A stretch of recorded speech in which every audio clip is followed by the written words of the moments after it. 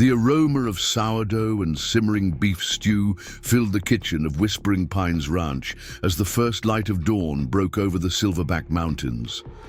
Eleanor Thompson wiped her weathered hands on her apron, her grey hair tucked neatly under a bandana as she moved with practiced efficiency between the ancient cast-iron stove and the hand-carved oak table that had served generations of ranch hands. At 68, her movements remained precise, deliberate, a woman who had learned to waste neither motion nor words.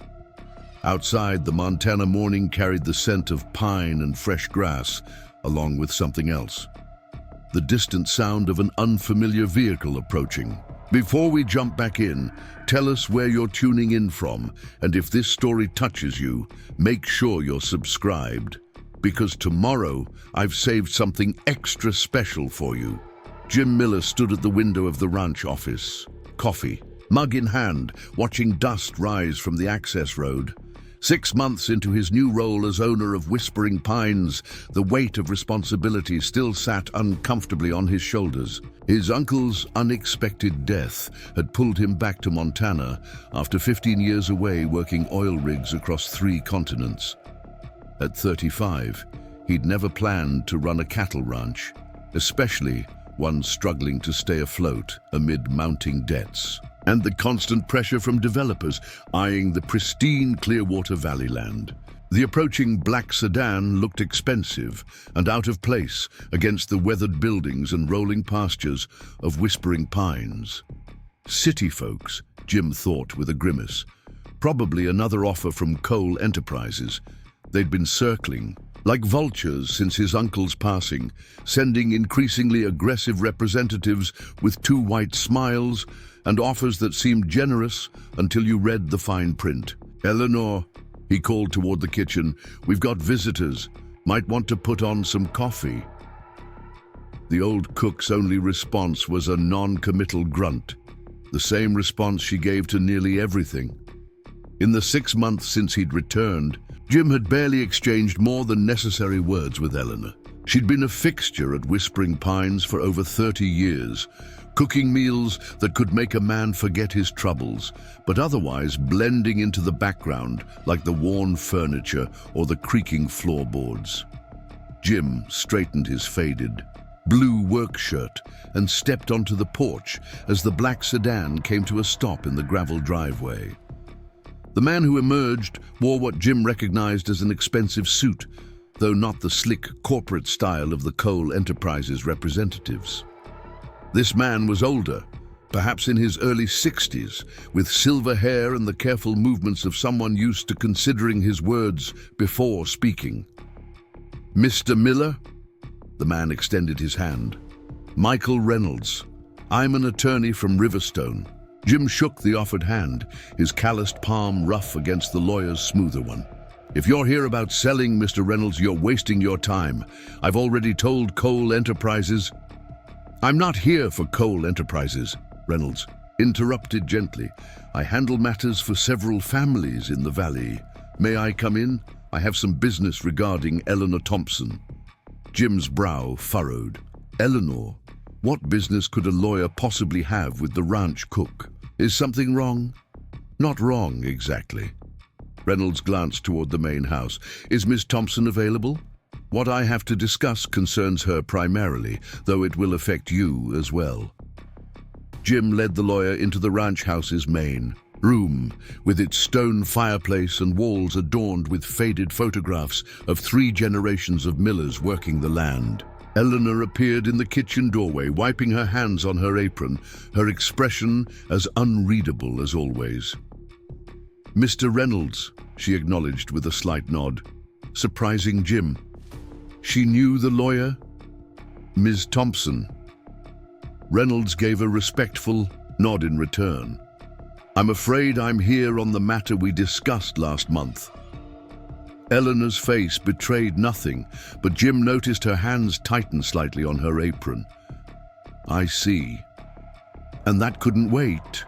"I'm afraid not." Reynolds placed his leather briefcase on the oak coffee table. "Certain parties have accelerated their timetable. The council meeting has been moved up to next week." Jim looked between them, confusion mounting. Would someone mind telling me what's going on? What council meeting? Eleanor's eyes, grey as the Montana winter sky, settled on Jim with an intensity he'd never noticed before. For a moment, she seemed to be measuring him, weighing something in her mind. Finally, she spoke, her voice carrying a note of authority he'd never heard in all the months of breakfast conversations and dinner preparations. You should sit down, James. It was the first time she'd called him anything but Mr. Miller since he'd returned to Whispering Pines. Reynolds opened his briefcase and removed a thick envelope sealed with wax. This is highly irregular proceeding this way, but Ms. Thompson was quite specific about the circumstances under which these documents should be presented. What documents? Jim demanded, remaining standing. Eleanor sighed, a sound that seemed to carry decades of patience wearing thin. My will, James, or part of it at least. Your will. Jim stared at her. But you're not dead. Eleanor raised an eyebrow, the ghost of a smile touching her lips. Not yet. But events are moving faster than anticipated, and certain protections need to be put in place. Reynolds cleared his throat. Perhaps I should explain. Ms. Thompson approached me 15 years ago to help draft a very specific set of legal documents. These included provisions that certain information would be revealed under particular circumstances. What circumstances? Jim asked, finally taking a seat on the worn leather sofa. The imminent threat to Clearwater Valley's water rights, Eleanor said matter-of-factly. Coal Enterprises isn't just trying to buy Whispering Pines for luxury. Developments, James. They are attempting to secure control of the entire Eagle River watershed. If they succeed, every independent ranch in this valley will be at their mercy. Jim looked at Eleanor with growing bewilderment. How would a ranch cook know about corporate water rights strategies? Why would she have a lawyer and a will with special provisions? None of it made sense. Reynolds removed a thick document from the envelope. This is a living will and trust document. Ms. Thompson has named you as the primary beneficiary and executor, Mr. Miller. Me? Jim's voice cracked in surprise. But I barely know her. I mean, he glanced awkwardly at Eleanor. No offense, but you're the ranch cook. Why would you leave anything to me? Eleanor's expression didn't change, but something in her eyes hardened. Is that all you think I am, James? After 6 months of living under the same roof, is that all you've seen? Before Jim could respond, Reynolds continued, Ms. Thompson is the legal owner of approximately 2,300 acres adjoining Whispering Pines Ranch, including 3 miles of Eagle River frontage and the water rights to 7 Pines Creek. Jim's mouth fell open. That's impossible. That land belongs to... He stopped, realizing he didn't actually know who owned the wilderness tract that bordered his uncle's ranch to the north. He'd always assumed it was federal land, or perhaps owned by one of the old families in the valley. The Thompson Family Trust, Eleanor supplied, established in 1978 by my late husband and myself. Jim struggled to process this information. You own more land than Whispering Pines itself, but you've worked as our cook for 30 years. 34 years, Eleanor corrected. And yes, I have. It was the perfect position from which to protect the valley. Reynolds pulled out several maps and land surveys, spreading them across the coffee table. Ms. Thompson's holdings, combined with Whispering Pines, create a contiguous protected corridor along the Eagle River. This effectively blocks Coal Enterprises from gaining the water access they need for their development plans. Jim stared at the maps, then back at Eleanor. I don't understand. If you own all this land, why work as a cook? Why live in the small cabin behind the main house? Why pretend to be... He trailed off, unsure how to finish without sounding insulting. Just the help? Eleanor finished for him, no resentment in her voice. Because, James, sometimes the best way to protect something isn't from a position of visible power. Your uncle understood that. Uncle Frank knew about this. Eleanor nodded. Frank was one of my closest allies. We worked together for decades, protecting the valley from men like Richard Cole and his son Ronald. Jim's head was spinning. Protecting it from what? Reynolds answered, corporate water theft, essentially. The Coles have been trying to monopolize water rights throughout Montana for 30 years. They buy land, redirect water sources, then pressure surrounding properties until owners have no choice but to sell. Eleanor moved to the window, looking out at the mountains with a gaze that suddenly seemed to carry the weight of decades of vigilance. The Thompsons have been in this valley since 1896. My husband's grandfather established our homestead when this was still open territory. When developers started targeting the region in the 1970s, we realized someone needed to stand. Watch. So you, what, became a ranch cook as some kind of cover? Eleanor turned back to him, and for the first time, Jim noticed how she held herself, not with the stooped posture of a long-time domestic worker, but with the straight-backed dignity of someone used to command. I became whatever the valley needed me to be, she said simply. Sometimes that meant cooking meals for ranch hands. Sometimes it meant reviewing water rights legislation.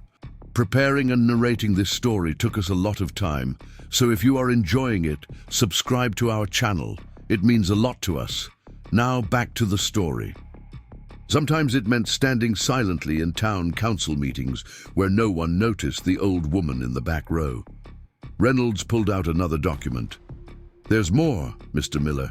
The Thompson Trust doesn't just own land. It maintains a comprehensive archive of documentation regarding water rights, corporate malfeasance, and environmental impact data going back 40 years. Eleanor moved to the fireplace, reaching behind a loose stone that Jim had never noticed before. She withdrew a small brass key. This is why I'm telling you now, James. Cole Enterprises is moving faster than anticipated. They've scheduled a closed county council meeting for next Tuesday to push through emergency water management regulations. If passed, these regulations would give them unprecedented control over the Eagle River. How do you know that? Jim asked. That meeting hasn't been publicly announced. Eleanor's smile was tight. I have my sources, just as your uncle did. Jim felt like the foundation of his world was shifting. The quiet, unassuming cook who had blended into the background of Whispering Pines for longer than he'd been alive was suddenly revealing herself as something else entirely. A landowner, a strategist, a guardian of the valley he'd only recently returned to. Why me? He finally asked. Why not leave all this to someone who's been here? Someone who understands what you've been doing? Eleanor studied him for a long moment. Because you're Frank's blood. Because despite running off to those oil fields, this valley is in your bones. And because you're going to need the Thompson land and water rights if you have any hope of saving Whispering Pines. Jim stood abruptly, pacing to the window and back. This is crazy. All this time. You've been what? Some kind of secret environmental watchdog? And now you're just dumping all this on me? Reynolds interjected. Gently, Ms. Thompson has been diagnosed with stage 4 pancreatic cancer, Mr. Miller. She has perhaps 3 months. The words landed like a physical blow. Jim turned to Eleanor, seeing for the first time the slight yellowing of her skin, the careful way she held herself against pain. 3 months, Eleanor confirmed matter-of-factly. Not enough time to properly train someone to take over what I've built, but enough time to show you the basics if you're willing to learn. Jim sank back onto the sofa. I can't. You can, Eleanor said firmly, and you must, because in 3 days, Ronald Cole himself is coming to make you an offer for Whispering Pines. An offer designed to look too good to refuse. And if you sell to him, everything your uncle worked for, everything I've protected for over 3 decades, will be lost. The kitchen timer dinged, incongruously normal in the midst of this revelation. Eleanor straightened her apron with a small, wry smile. That would be the sourdough. Excuse me while I take it out. We can continue this discussion over lunch. I've made beef stew. She moved toward the kitchen, then paused in the doorway. Oh, and James, I expect you'll have questions. Many questions. I'll answer what I can, but our time is limited. Some, and things you'll need to learn by doing, just as I did. As Eleanor disappeared into the kitchen, Jim looked helplessly at Reynolds. Is this for real? The lawyer nodded, gathering his documents. Very much so. Eleanor Thompson is one of the most remarkable people I've ever known. She's spent a lifetime being underestimated and overlooked, and she's used that to the Valley's advantage. He handed Jim a business card. My number's on there. Call me any time with legal questions. But for everything else, he glanced toward the kitchen. I suggest you start paying attention to what she has to teach you. The sound of cabinet doors opening and closing came from the kitchen, along with the homey scent of fresh bread, so utterly at odds with the world shifting revelations of the past half hour that Jim almost laughed. Just yesterday, he'd nodded absently when Eleanor had served him breakfast, barely noticing the woman who had kept Whispering Pines running smoothly for decades. Now he found himself wondering what else he had failed to see. Reynolds packed his briefcase and headed for the door. One more thing, Mr. Miller. Ms. Thompson isn't working alone. There's a network. People throughout the valley who have helped her monitor the Coles' activities. They'll be watching to see what you do next. After the lawyer departed, Jim remained on the sofa, staring at the maps spread across the coffee table. The adjoining Thompson land transformed the modest acreage of Whispering Pines into something much more significant. A strategic holding that controlled key access points to the Eagle River.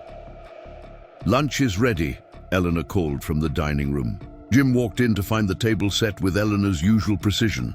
Stoneware bowls of steaming stew, thick slices of fresh sourdough, and a pot of coffee. The normalcy of it felt surreal after what he'd just learned. Sit, she instructed, taking her own seat. She served him stew as she had hundreds of times before, but now Jim found himself studying her hands, noting the calluses that didn't come from kitchen work, the small scars that hinted at a life beyond cooking. Why didn't you tell me? He asked finally. When I came back after Uncle Frank died, why keep up this pretense? Eleanor took a thoughtful sip of water. Would you have believed me? A 68-year-old woman you remembered vaguely from childhood visits, suddenly claiming to be your uncle's secret ally in protecting the valley. She shook her head. Besides, I needed to see what kind of man you'd become, whether you were someone who could carry on what we started. And what exactly did you start? This makes no sense. My uncle was a rancher. You're a cook. How did you end up fighting corporate developers? Eleanor broke off a piece of bread, considering her words carefully. It began in 1978. Richard Cole, Ronald's father, began buying properties along the Eagle River. Small places at first, but we noticed a pattern. Each purchase gave him more control over water access. Within a year, ranches that had refused to sell began experiencing mysterious problems. Dried up creeks, contaminated wells. That's illegal, Jim protested. Of course it is, but proving it was another matter. Your uncle noticed the pattern before most. He came to me because the Thompson land was key to Cole's plans. William, my husband, was still alive then. He was a former environmental lawyer who'd retired to work our family land. Together, we began documenting everything: water quality changes, property surveys, corporate holdings. She paused, her expression distant with memory. When William died in 1982, Cole assumed I'd sell. A widow with too much land and no help? It seemed inevitable. Her smile turned sharp. He didn't realize that I'd been the one maintaining our documentation all along, that I understood water rights law as well as William ever did. So you, what, fought him off? Not obviously. That would have made me a target. Instead, I accepted your uncle's offer to work at Whispering Pines. Everyone in the valley just saw a widow taking a job to make ends meet. No one, especially not Richard Cole, suspected I was coordinating resistance from the ranch kitchen. Jim shook his head in disbelief. All those years I visited as a kid. You were just Eleanor, the cook who made the best apple pie in Montana.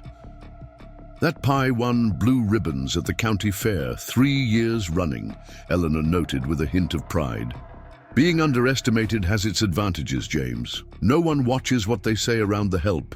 I've gathered more intelligence during dinner service at the Riverstone Grill than most corporate spies manage in a year. Jim took a bite of stew, finding comfort in its familiar richness despite the bizarre conversation. You said there's a network? Eleanor nodded. People throughout the valley who understand what's at stake. Frank Wilson from the neighboring ranch, Maria Ortiz, my assistant, who you've barely noticed coming and going, Sheriff Hayes. Even Michael Reynolds gave up a lucrative corporate law practice in Seattle to help us fight the good fight from Riverstone. And what exactly is the good fight? Jim asked, struggling to reconcile the unassuming cook with this revelation of decades-long strategic resistance. Keeping the valley's water, its lifeblood, from being controlled by people who see it only as a commodity to be exploited. Eleanor's voice hardened. The Coles don't want to develop luxury homes because they love the Montana landscape, James. They want to control the water, sell access back to the people who've depended on it for generations.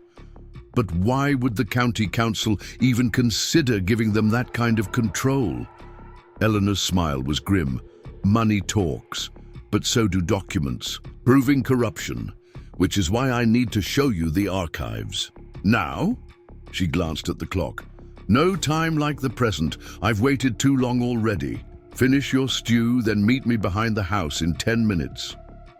Eleanor rose and carried her dishes to the kitchen with the same quiet efficiency she'd always shown. But as Jim watched her go, he realized he was seeing her through new eyes, not as the background fixture he'd taken for granted, but as someone with depths he'd never imagined. 10 minutes later, Jim stood behind the ranch house, watching Eleanor approach from her small cabin. She'd changed from her usual work dress into sturdy jeans and a flannel shirt with a leather messenger bag slung across her body. Even her walk was different, purposeful, deliberate. We're going to take the ATV, she said, pointing to the old four-wheeler parked beside the tool shed. The archive is about 2 miles through the North Woods. There's a building on my property I don't know about, Jim asked incredulously. Not on Whispering Pines land, Eleanor corrected. On Thompson land. The property line runs just beyond that ridge. She pointed to a tree-lined hill Jim had always considered part of his uncle's ranch. As they rode along a nearly invisible trail through dense pine forest, Jim's mind raced with questions. None of this made sense with the Eleanor he thought. He knew, the quiet woman who cooked and cleaned and faded into the background of ranch life. Yet there was something about her now, freed from the confines of her kitchen role, that radiated competence and purpose. The trail wound higher into the foothills of the Silverback Mountains until they reached what appeared to be a small, weathered cabin, the kind of hunting shelter common throughout the Montana wilderness. Nothing about it suggested anything, special or secret. Eleanor dismounted from the ATV with surprising agility for a woman her age and unlocked the cabin door with a key from her pocket. Inside was a simple one-room structure with a wood stove, table, and some basic furniture, all coated with a thin layer of dust. "Doesn't look like much, does it?" Eleanor said, noting Jim's expression. She moved to the fieldstone fireplace. and pressed what appeared to be just another stone. With a mechanical click, a section of the floor beside the wood stove slid open, revealing a staircase descending into darkness. Jim stared in astonishment. "You've got to be kidding me." Eleanor flipped a switch, illuminating a stairway that led to what appeared to be a bunker of some kind. William was a bit paranoid about security. Turned out, he was right to be. The space below was surprisingly large, a reinforced concrete room about 40 feet square, with metal shelving units filled with carefully labeled boxes, a long table, covered with maps, and one wall dedicated to what looked like computer equipment. "Welcome to the Thompson Archive," Eleanor said, a hint of pride in her voice. 40 years of protecting the Eagle River Valley, documented and preserved. Jim moved slowly into the room, taking in the meticulously organized space. I don't even know what to say." "You don't need to say anything. You need to listen." Eleanor moved to one of the shelving units and withdrew a thick binder. "This contains the original survey documents for all water access points in the valley, along with dated water quality, samples going back to 1980. The next shelf has corporate records, every shell company the Coles have used to hide their activities." She walked to the computer setup. "This system monitors water flow and quality at 12 key points along the Eagle River and its tributaries. Maria checks the readings twice weekly. Any significant changes trigger alerts." Maria, Jim remembered, the young woman who occasionally helped Eleanor in the kitchen. She's part of this too. "Maria has a master's degree in environmental science," Eleanor said with a slight smile. "She's not just my assistant, she's my successor for the technical aspects of our operation." Jim ran his hand through his hair, overwhelmed. "This is insane. All this time you've been running some kind of, environmental surveillance operation, right under everyone's noses." "Not everyone's," Eleanor corrected. "Your uncle was our most important ally. The partnership between Whispering, Pines Ranch and the Thompson Trust has kept the valley safe for decades. When Frank died so suddenly..." Her voice faltered slightly, the first crack in her composure. "We lost more than just a good man. We lost a key strategic position. And now you want me to step into his shoes," Jim said, the weight of realization settling heavily. "That's why you're showing me all this now." Eleanor nodded, her expression grave. "Ronald Cole is moving faster than his father ever did. He's leveraged political connections at the state level that we're struggling to counter. The emergency water management proposal, coming before the council next week, is just the beginning." She moved to the map table, pointing to marked areas along the river. "If Cole gains regulatory control of these water access points, he can effectively force every independent ranch in the valley to either pay exorbitant rates for water access or sell out."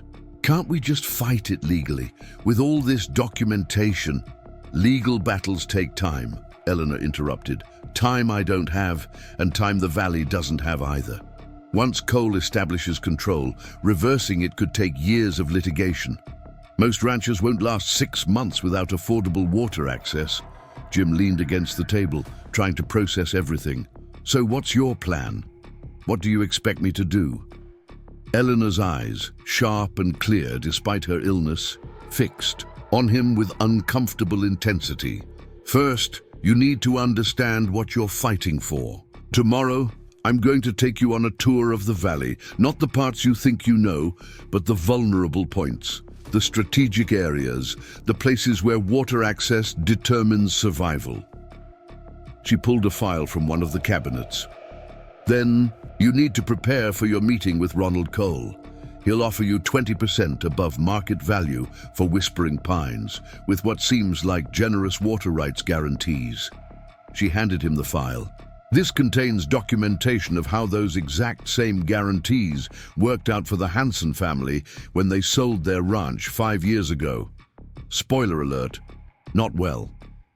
And after I refuse to sell, that's when the real work begins. Eleanor moved to another shelf and pulled down what looked like journals, dozens of them spanning decades. These contain every strategy, every tactic, every lesson learned over 40 years of protecting this valley. Some of it won't make sense to you yet, but it will. The conviction in her voice was absolute. Jim found himself wondering how he could have missed this side of her for so long. This steel beneath the surface of the quiet cook who had fed him and his uncle for years. "Why me?" he asked again. "There must be people in your network with more experience, more knowledge about what you've been doing." Eleanor considered him for a long moment, because despite everything, you love this land. "I've watched you since you came back, James.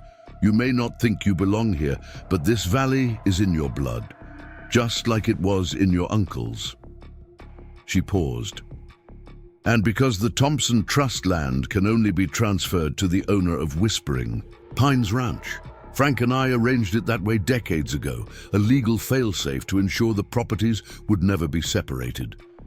So I'm just a convenient legal necessity?" Jim couldn't keep the bitterness from his voice. "No." Eleanor's response was sharp. "You're Frank Miller's nephew, the man who taught you to fish in the Eagle River when you were 6. The man who showed you how to track deer through fresh snow. The man who believed, right up until the day he died, that you would come home someday and continue what he started." The words struck Jim like physical blows. Memories flooded back. His uncle's patient guidance, his quiet strength, his deep love for Whispering Pines. Had there been signs of this secret work that he'd missed as a child? Conversations that stopped when he entered a room. Maps hastily rolled up and put away. "Uncle Frank never said anything about any of this," Jim said softly. "Not even in his will." "Because he couldn't risk it," Eleanor explained. "The trust's security depends on its secrecy. If Cole suspected the extent of our documentation, the coordination between our properties." She shook her head. "Your uncle protected you by keeping you in the dark, but we don't have that luxury anymore." She moved to a metal cabinet in the corner and unlocked it with another key from her pocket.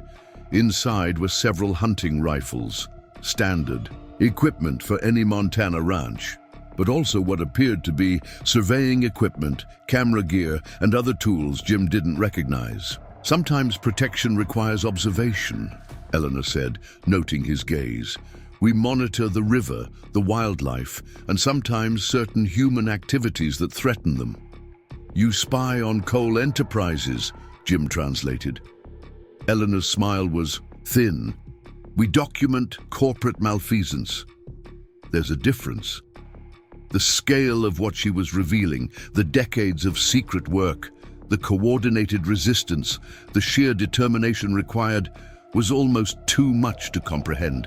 This wasn't just an old woman with a surprising land deed.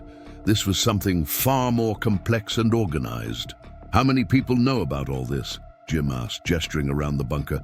"The full extent, just 5 now. Myself, Maria, Frank Wilson from the neighboring ranch, Sheriff Hayes, and now you." Eleanor moved back to the computer setup. "Others. No parts. Michael Reynolds handles the legal documentation, but he doesn't know about our monitoring systems. The Peterson family allows us to place water sensors on their property, but they don't know about the trust's holdings." "Compartmentalized information," Jim noted, "like a military operation or an intelligence network." Eleanor nodded approvingly. "Your time overseas wasn't wasted. That's good. You'll need that perspective." Jim walked slowly around the room, examining the evidence of decades of careful vigilance. "All this time, you've been the valley's guardian and no one knew." "That was the point," Eleanor said simply. "The most effective protection often comes from where it's least expected." She checked her watch. "We should head back. Maria will be arriving at the ranch soon for what appears to be her regular cooking assistance. In reality, she's bringing water sample results from the North Fork. As they climbed back up the stairs and Eleanor sealed the hidden entrance, Jim found himself seeing the weathered cabin with new eyes, not as a simple shelter, but as the carefully maintained disguise for something far more significant. Just as he now saw Eleanor herself differently. On the ATV ride back to the ranch, Jim's mind raced with questions, implications, and a growing sense of inadequacy. How could he possibly step into this role? He'd spent 15 years running from responsibilities, not tackling them head-on. The fate of an entire valley's water rights now apparently rested on his shoulders, guided by a dying woman he'd dismissed as just the cook. As they approached Whispering Pines, Eleanor cut the engine early, coasting the last 100 yards in near silence. Another security measure, Jim realized, to avoid drawing attention to their return. "We have a lot to cover in very little time," she said as they walked toward the main house. "I need you to decide now, James. Are you in, or should I implement contingency plans?" Jim stopped in his tracks. "Contingency plans?" Eleanor's expression was impassive. "I've spent 40 years protecting this valley. I'm not about to let all that work collapse because Frank's nephew can't step up. If you're not prepared to take on this responsibility, I need to know immediately so other arrangements can be made." The challenge in her voice was unmistakable. Jim felt a flare of indignation, followed by a deeper realization. This was a test. Eleanor Thompson, landowner, strategist, valley guardian, was assessing whether he was worthy of the legacy she and his uncle had built. Looking at the ranch house, where he'd grown up visiting his uncle, at the mountains that had been the backdrop of his childhood, at the pastures where Whispering Pines cattle had grazed for 3 generations of millers, Jim felt something shift. Inside him, this land mattered, not just as property, but as something worth protecting. "I'm in," he said firmly, "but I'm gonna need to know everything. No more secrets, no more compartmentalized information. If I'm taking this on, I need the full picture." Eleanor studied him for a long moment, then nodded once, a gesture containing both approval and commitment. "Fair enough. Starting tomorrow, you'll get exactly that. I suggest you get some rest tonight, James. It may be the last good night's sleep you have for quite some time." She turned and walked toward her cabin, once again the unassuming ranch cook in her practical work clothes. But Jim now recognized it for what it was, the perfect cover for the valley's most determined guardian. He wondered what else he had failed to see, what other secrets might be hidden in plain sight around Whispering Pines Ranch. As the Montana sun began its descent behind the Silverback Mountains, casting long shadows across the weathered fence, posts of Whispering Pines Ranch, Jim Miller stood on the porch, watching Eleanor's retreating figure with new eyes. The quiet cook had just upended his understanding of everything, his uncle's legacy, the ranch's significance, and most of all, his own place in the continuing story of Clearwater Valley. The next morning dawned crisp and clear, with frost painting, the pastures silver and the Silverback Mountains catching the first golden rays of sunrise. Jim had barely slept, his mind racing with everything Eleanor had revealed. He'd spent hours poring over the files she'd given him, land surveys, water rights documentation, and disturbing evidence of how coal enterprises had systematically gained control of water resources throughout western Montana. As promised, Eleanor was waiting for him outside at 7 sharp, dressed in sturdy work clothes rather than her usual kitchen attire. She stood beside a mud-splattered Jeep Wrangler Jim had never seen before, consulting what appeared to be topographical maps. "Whose Jeep?"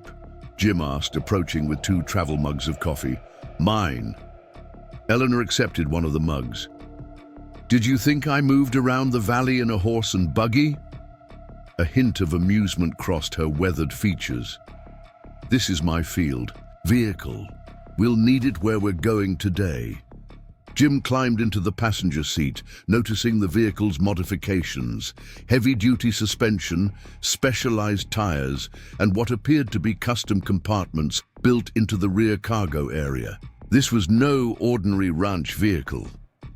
"First stop is Seven Pines Creek," Eleanor said, navigating the Jeep along a barely visible trail that skirted the northern boundary of Whispering Pines. It's the main tributary feeding the Eagle River. As it passes through the valley, controls 7 pines, and you control water access for 17 ranches, including Whispering Pines.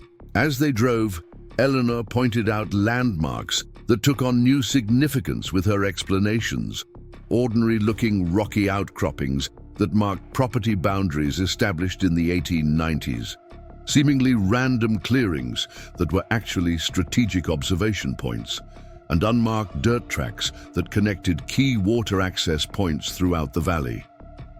"Your uncle helped establish this network of access routes," she explained expertly, navigating a steep, boulder-strewn incline. "Official maps don't show them. That was deliberate." After 20 minutes of rough terrain, they emerged on a ridge overlooking a pristine creek that wound through a narrow valley. The water glittered in the morning sun, seeming innocent and unremarkable. "Seven Pines Creek," Eleanor said, cutting the engine. "The Thompson Trust owns the headwaters, which are another 4 miles upstream. Whispering Pines has guaranteed access rights through your uncle's arrangement with my husband back in 1981. The Peterson Ranch downstream has similar guarantees." She pointed to a small metal box attached to a tree near the creek bank. "That's one of our monitoring stations. Measures water flow, basic quality metrics, and transmits data back to the archive." Jim studied the creek with new eyes. "And Cole wants this?" "Cole wants everything," Eleanor said flatly. "But Seven Pines is particularly strategic. Their current development plans would drain nearly 40% of this flow for a golf course and artificial lake. The remaining water would be insufficient for the agricultural needs downstream." "That can't be legal," Jim protested. "With the right permits, the right political connections, and enough lawyers, many things become legal that shouldn't be." Eleanor's voice carried a weight of experience, "which is why we've maintained our own system of protection outside traditional channels." She handed him a pair of binoculars and directed his attention to a spot downstream. "Look there, about half a mile down. See that equipment?" Through the binoculars, Jim could make out what appeared to be water sampling equipment and a small camera setup, partially concealed among the rocks. "Cole Enterprises," Eleanor confirmed. "They've been gathering data for months, assessing flow rates, testing water quality, preparing their case for the council meeting." "They don't know you're monitoring them, monitoring the creek?" Jim asked, lowering the binoculars. Eleanor's smile was tight. "Layer upon layer, James. That's how this works." Throughout the morning, they visited 6 more sites across the valley, each one a critical water access point, each one part of the complex web of protection Eleanor had established over decades. At every location, she detailed its strategic importance, the specific threats it faced, and the protective measures in place. By noon, they'd reached a high meadow overlooking most of Clearwater Valley. The vista was breathtaking. Lush ranchlands, winding silver ribbons of water, distant mountains rising like guardians at the edges of the world. Jim had seen this view many times as a child, but never understood its significance the way he did. Now, Eleanor unpacked a small lunch from her Jeep: sandwiches, apples, and thermoses of hot tea. They sat on sun-warmed rocks, the valley spread below them like a living map. "My husband proposed to me in this exact spot in 1974, Eleanor said, unexpectedly, her eyes scanning the landscape. "He said anyone who could appreciate this view would understand why it needed to be protected." Jim studied her profile, trying to reconcile this woman with the quiet cook he thought he'd known. "How did you end up at Whispering Pines? The real story, not the cover." Eleanor took a slow sip of tea. After William died, Richard Cole moved quickly, approached me with what seemed like a generous offer for the Thompson land. When I refused, strange things started happening. Access roads mysteriously blocked, cattle found dead near our creek, tax reassessments that made no sense. She set down her mug. Your Uncle Frank recognized the pattern. He'd seen Cole's tactics with other properties. He came to me with a proposition. I would sell my small cabin, the public face of the Thompson holdings, and take a position at Whispering Pines. To all appearances, a widow giving up her struggle to maintain her husband's land. Meanwhile, the Thompson Trust would continue operating from the shadows, with Whispering Pines as our base. And Cole believed it? Jim asked. People see what they expect to see, James. An aging woman in a cook's apron is invisible in plain sight. I attended every town council meeting for 30 years, sat in the back knitting. No one ever questioned my presence or wondered why a ranch cook would care about water appropriation legislation. She pointed toward the eastern edge of the valley. Cole's current project is there. Clearwater Estates, 300 luxury homes, a golf course, man-made lakes, marketed as sustainable luxury living to wealthy out-of-staters. What's wrong with development? Jim asked, playing devil's advocate.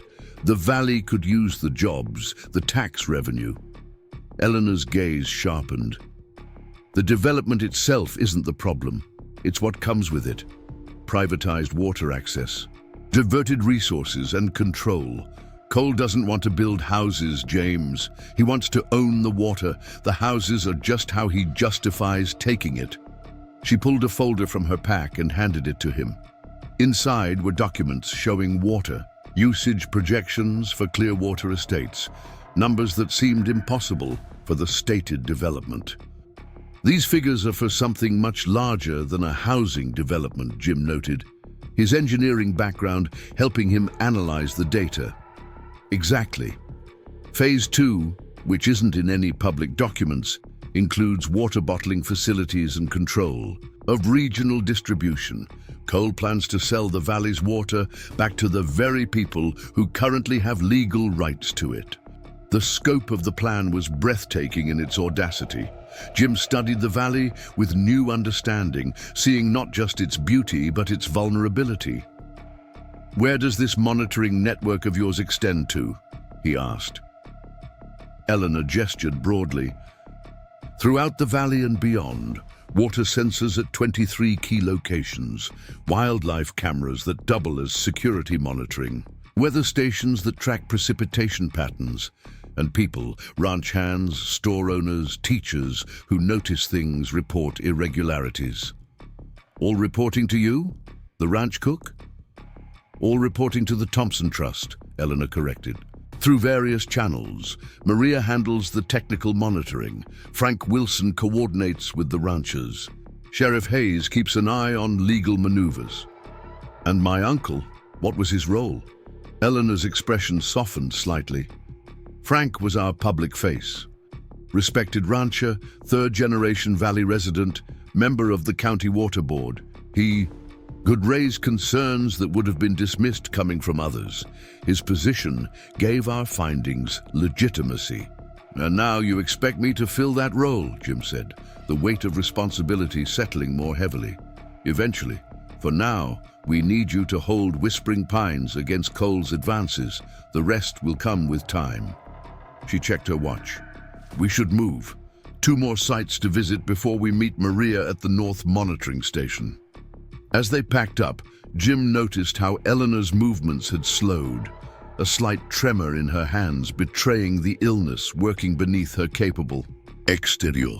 Yet her mind remained sharp, her purpose unwavering. He found himself wondering if he could ever display such determination in the face of his own mortality.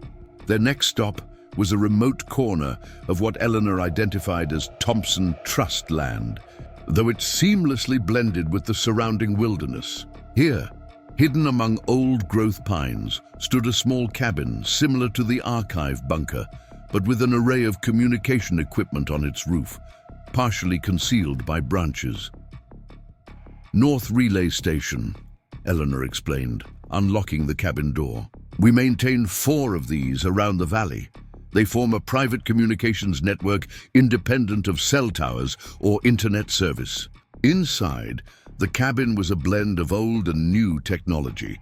A ham radio setup beside modern satellite equipment, paper maps alongside computer monitors displaying real-time data from throughout the valley. William was a radio enthusiast, Eleanor said, checking readings on one of the monitors. He established the first version of this network back in the 70s. We've upgraded over the years, but the principle remains the same. Secure communications that can't be easily monitored or disrupted. She showed Jim how the system worked, how data from water sensors, wildlife cameras, and weather stations was collected, analyzed, and stored, how trust members could communicate securely, how the network allowed them to detect unusual activities throughout the valley. Cole's people found and disabled 2 of our sensors last month, she noted, indicating points on a digital map. We let them think they'd blinded us while activating backups they haven't discovered. This is, Jim gestured at the sophisticated setup. I don't even know what to call this. A private intelligence operation? We prefer community protection network, came a voice from the doorway. Jim turned to see Maria Ortiz, Eleanor's supposed kitchen assistant, standing there with a laptop bag slung over her shoulder. In her late 20s, with intelligent eyes and a practical ponytail, she looked nothing like the quiet helper Jim had barely noticed around the ranch. Maria, Eleanor acknowledged. Water samples? Processing back at the lab. Maria set her bag down and extended her hand to Jim. Guess we're finally properly meeting, Mr. Miller. Maria Ortiz, environmental science specialist and data analyst for the Trust. Jim shook her hand, noting the firm grip. You've been working for Eleanor all this time, when you weren't helping in the kitchen? Maria smiled. The kitchen work is real enough. Eleanor taught me to make a pie crust that would win ribbons. But yes, my primary work is monitoring the valley's environmental systems. Maria has a master's from Montana State, Eleanor added, specialized in hydrology and environmental monitoring. She's been with us for 6 years. 5 years, 8 months, Maria corrected, moving to one of the computer stations. And I've got something you need to see. She plugged in a flash drive and brought up a series of graphs.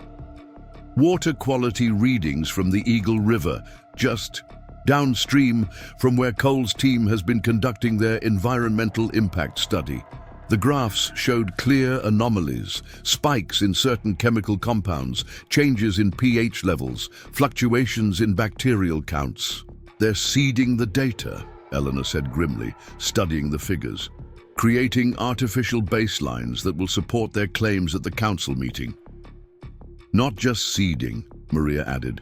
I found traces of industrial chemicals that have no natural source in the watershed. They're deliberately introducing contaminants, then documenting their presence. To what end? Jim asked, though he was beginning to see the strategy. To create a false crisis, Eleanor explained. If they can demonstrate that the current watershed management is failing, that contaminants are reaching the water supply, they can argue for emergency oversight, their oversight, which the council would grant because 3 of the 7 council members have financial ties to coal enterprises, Maria finished. We've documented those connections extensively. She pulled up another file showing campaign contributions, consulting contracts, and land deals linking council members to Coal's business interests. Jim felt a growing sense of outrage. This is corruption, plain and simple. Why not expose it? Take it to the state authorities? Eleanor and Maria exchanged glances. We've tried that approach before, Eleanor said carefully. The results were mixed. Cole has connections at the state level too. Investigations get delayed, evidence gets questioned. Whistleblowers find themselves facing unrelated legal problems. So instead, you've built, Jim gestured around the cabin, all this, a parallel system of protection outside official channels. Sometimes working within the system isn't enough, Eleanor said simply. Sometimes you need alternatives. Maria turned back to her computer. The good news is, we have untainted baseline data going back decades. We can prove their samples are manipulated. The bad news is that proof only matters if the right people are willing to listen. Which brings us to your meeting with Ronald Cole tomorrow, Eleanor said, fixing Jim with a steady gaze. He'll present himself as a reasonable businessman with the Valley's best interests at heart. He'll make you an offer for Whispering Pines that seems more than fair. He'll talk about progress, economic opportunity, and responsible development. And he'll be lying through his teeth, Maria added bluntly. Eleanor moved to a filing cabinet in the corner of the cabin and withdrew a thick folder. This contains everything you need to know about Ronald Cole. His business history, his political connections, his previous development projects. Study it tonight. Know your enemy before you face him. Jim accepted the folder, feeling the weight of what they were asking him to do. I'm not a negotiator. I'm not a strategist. I worked oil rigs for 15 years. And before that, you were Frank Miller's nephew, Eleanor said firmly. The boy who spent summers exploring every inch of Whispering Pines. The young man who could track elk through the North Woods better than men twice his age. Your uncle saw something in you, James. Something worth trusting with all of this. Before Jim could respond, the cabin's radio crackled to life. A voice, male, urgent, came through with a clarity that suggested proximity. Look out to home. Base. Cole's survey team is moving equipment to Section 12. Repeat, heavy equipment moving to 7 Pines headwaters. Over. Eleanor moved to the radio. Home base receiving. Maintain observation. No intervention. Over. Confirmed. Will report. Any changes? Over and out. She turned to Maria. Alert Frank Wilson and get the camera drone deployed. I want visual confirmation of exactly what they're bringing in. Maria was already typing rapidly on her laptop. On it, should I notify Sheriff Hayes? Not yet. Let's see what we're dealing with first. Eleanor turned to Jim. Section 12 is where 7 Pines Creek originates on Thompson land. Cole has no legal right to be there, but that rarely stops his people. What kind of equipment would they be moving in? Jim asked. Based on previous patterns, probably water diversion equipment, temporary dams, pumping systems. They test the waters, so to speak, seeing if anyone notices or objects.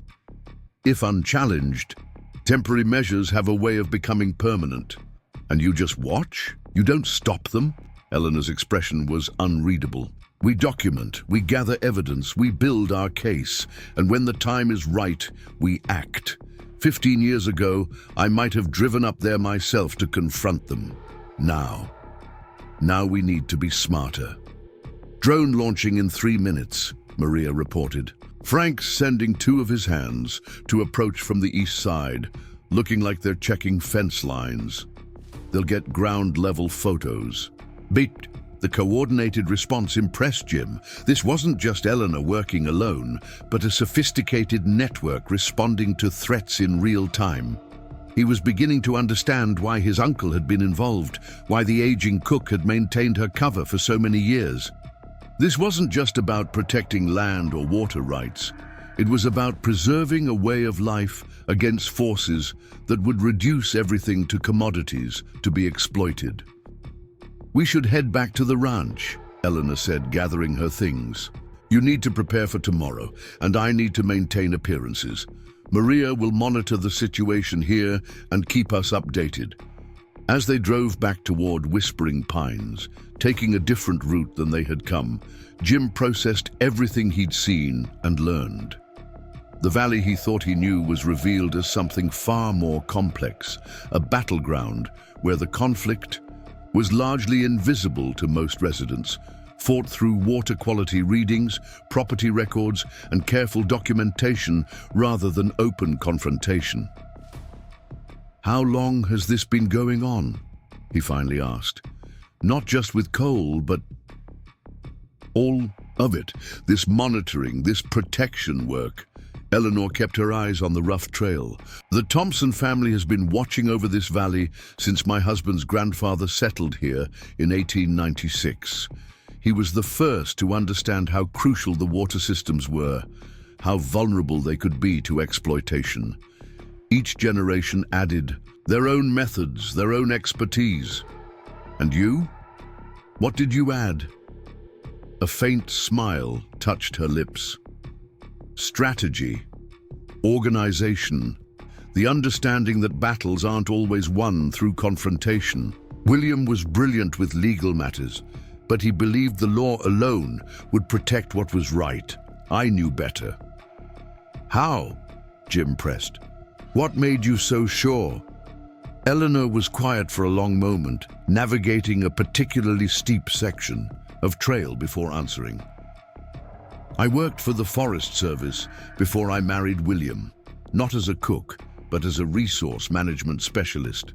I saw firsthand how the system could be manipulated by those with money and influence, how environmental protections written into law could be circumvented through the right connections, the right pressure applied in the right places. This was yet another layer to the woman Jim had dismissed as just the ranch cook. Professional, expertise he'd never suspected. When I met William, I was fighting a losing battle against a timber company that was clear-cutting protected watershed areas. He was the environmental lawyer who helped me build a case that actually stuck. We fell in love during that fight." Her expression softened at the memory. "When we settled in the valley, we both recognized the same patterns beginning with Richard. Cole's early land acquisitions, history repeating itself. So you decided to protect the valley yourselves. Someone had to. The official channels were already compromised. Cole had already bought his way onto the water board, funded the campaigns of 2 county commissioners. We realized that if the valley was going to survive intact, it would need guardians who could work both within and outside the system. As they crested a hill, whispering pines came into view below. The weathered main house, the barns and outbuildings, pastures where cattle grazed peacefully in the afternoon sun. It looked so ordinary, so unassuming, hiding its role as the headquarters of a decades-long resistance. "Your uncle understood from the beginning," Eleanor said quietly.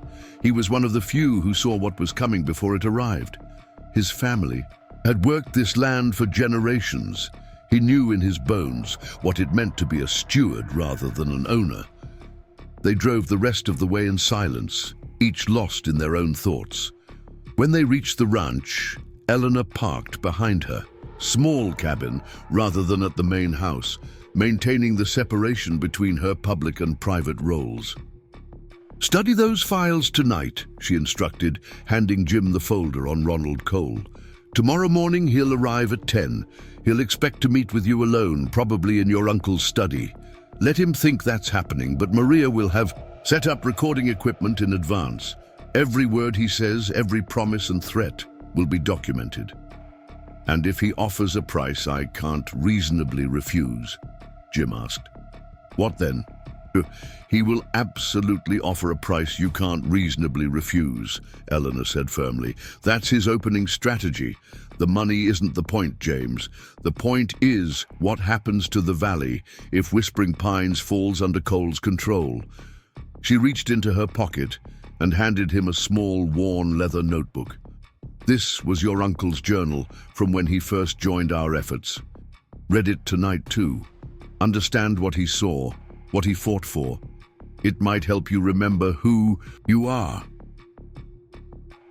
With that, she turned and walked toward her cabin, once again transforming before Jim's eyes into the unassuming cook who had faded into the background of ranch life for over 30 years. He watched her go, wondering how many other secrets she still kept, how many layers of protection surrounded the valley he was only beginning to truly understand.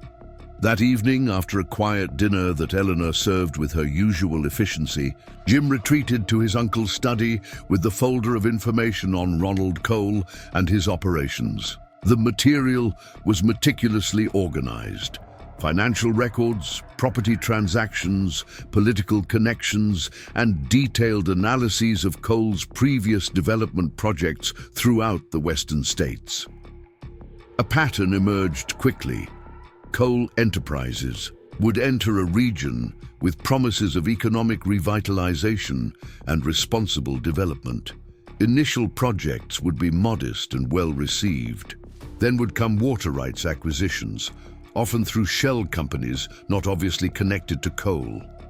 Once a critical mass of water control was established, the true nature of the development would emerge: luxury properties that most locals couldn't afford, resource extraction that primarily benefited outside investors, and water access increasingly controlled through private entities rather than public utilities. The documentation was damning, revealing a calculated strategy repeated across multiple states. Most disturbing were the case studies of communities that had welcomed Cole's initial investments, only to find themselves essentially held hostage by water access fees and restrictions within 5 years. When he finally set aside the Cole files, Jim turned to his uncle's journal, a simple leather-bound notebook with dates spanning 1981-1982. The early days of Frank Miller's involvement with the Thompson Trust. The entries revealed a side of his uncle he'd never known, a man deeply concerned about the future of the valley, documenting strategic meetings, suspicious activities around water sources, and growing evidence of Richard Cole's attempts to establish control. One entry in particular caught Jim's attention: April 18, 1981, meeting with William and Eleanor at the North Cabin. Reviewed water quality reports from Seven Pines Creek. Clear evidence of tampering upstream. Yadu believes we can fight this legally, but E sees the bigger picture. Cole isn't just after land or profits, he wants control. Water is just the means. E proposed a different approach, working from the shadows, building a network of monitoring and protection that Cole can't easily detect or disrupt. I think she's right. Some battles can't be won through conventional means. The words gave Jim a chill. 40 years later, and the same battle was still being fought. The same strategies, still necessary. His uncle had seen it clearly from the beginning.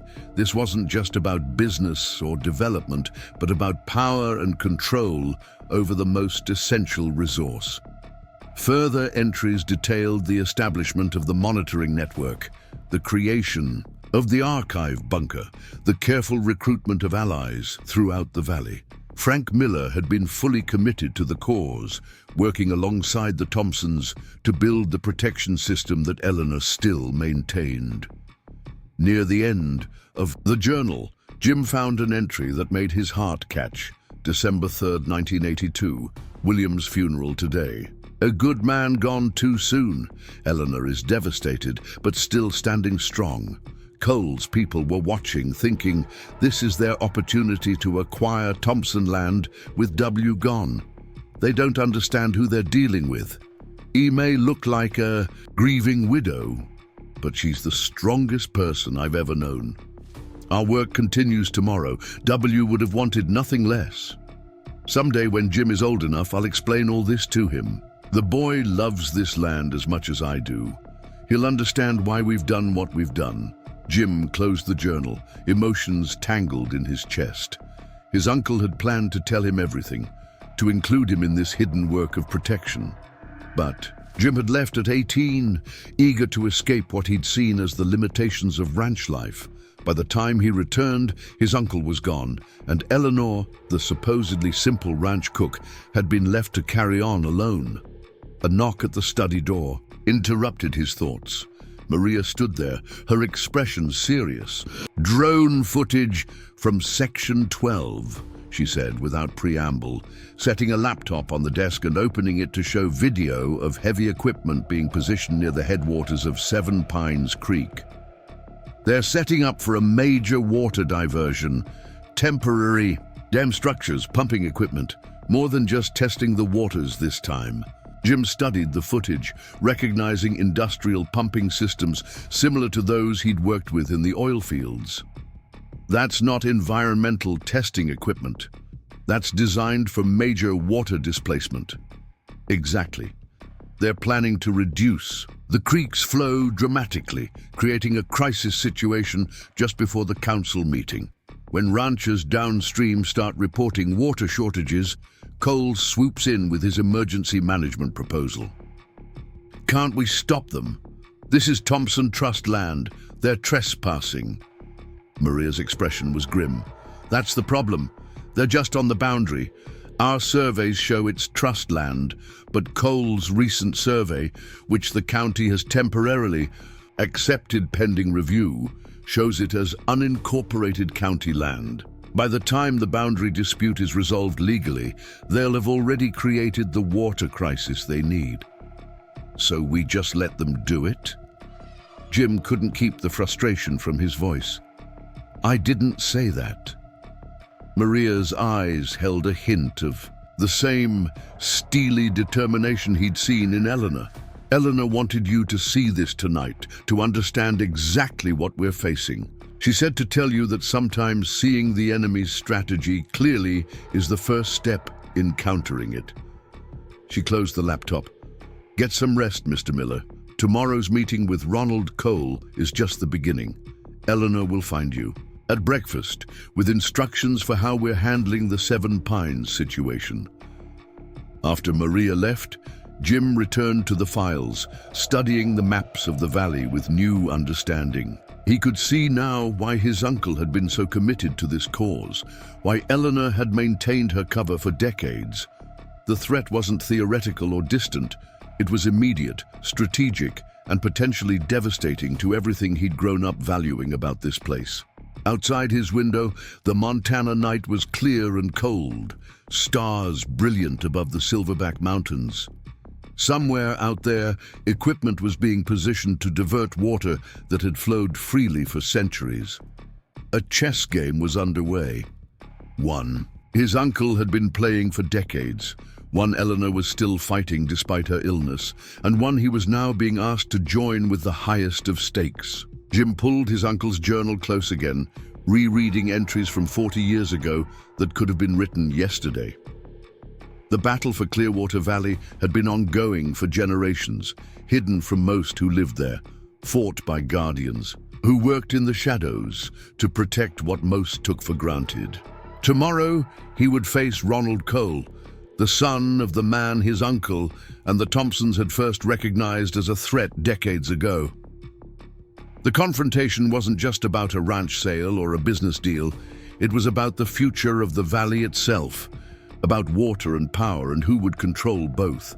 As midnight approached, Jim finally set aside the files and journal. He wasn't ready, couldn't possibly be ready after just 2 days of revelations. But Eleanor was running out of time.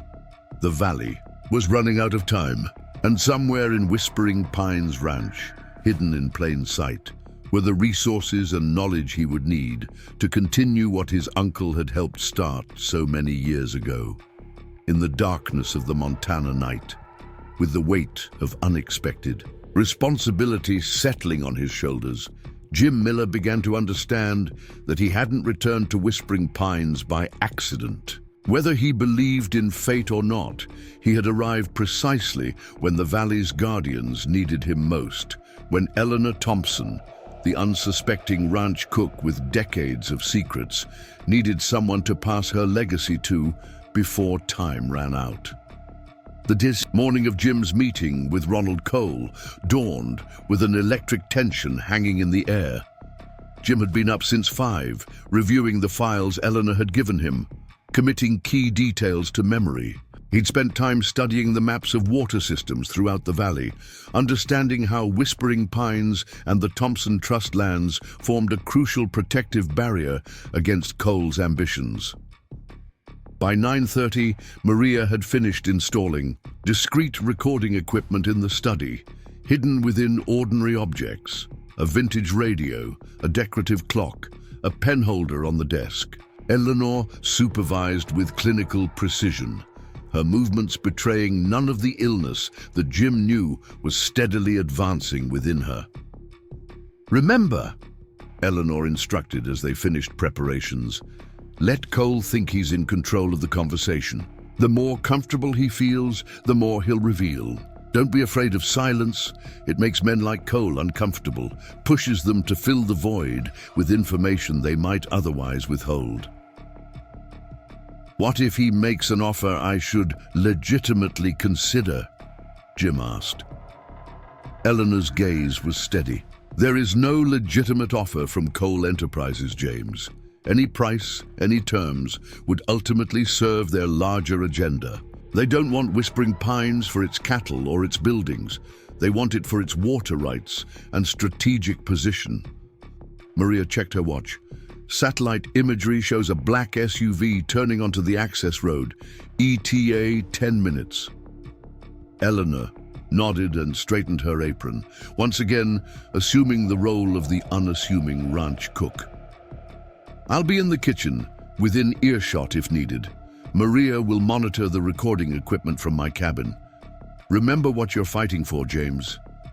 With that, she slipped out of the study, just another household fixture going about her routine work.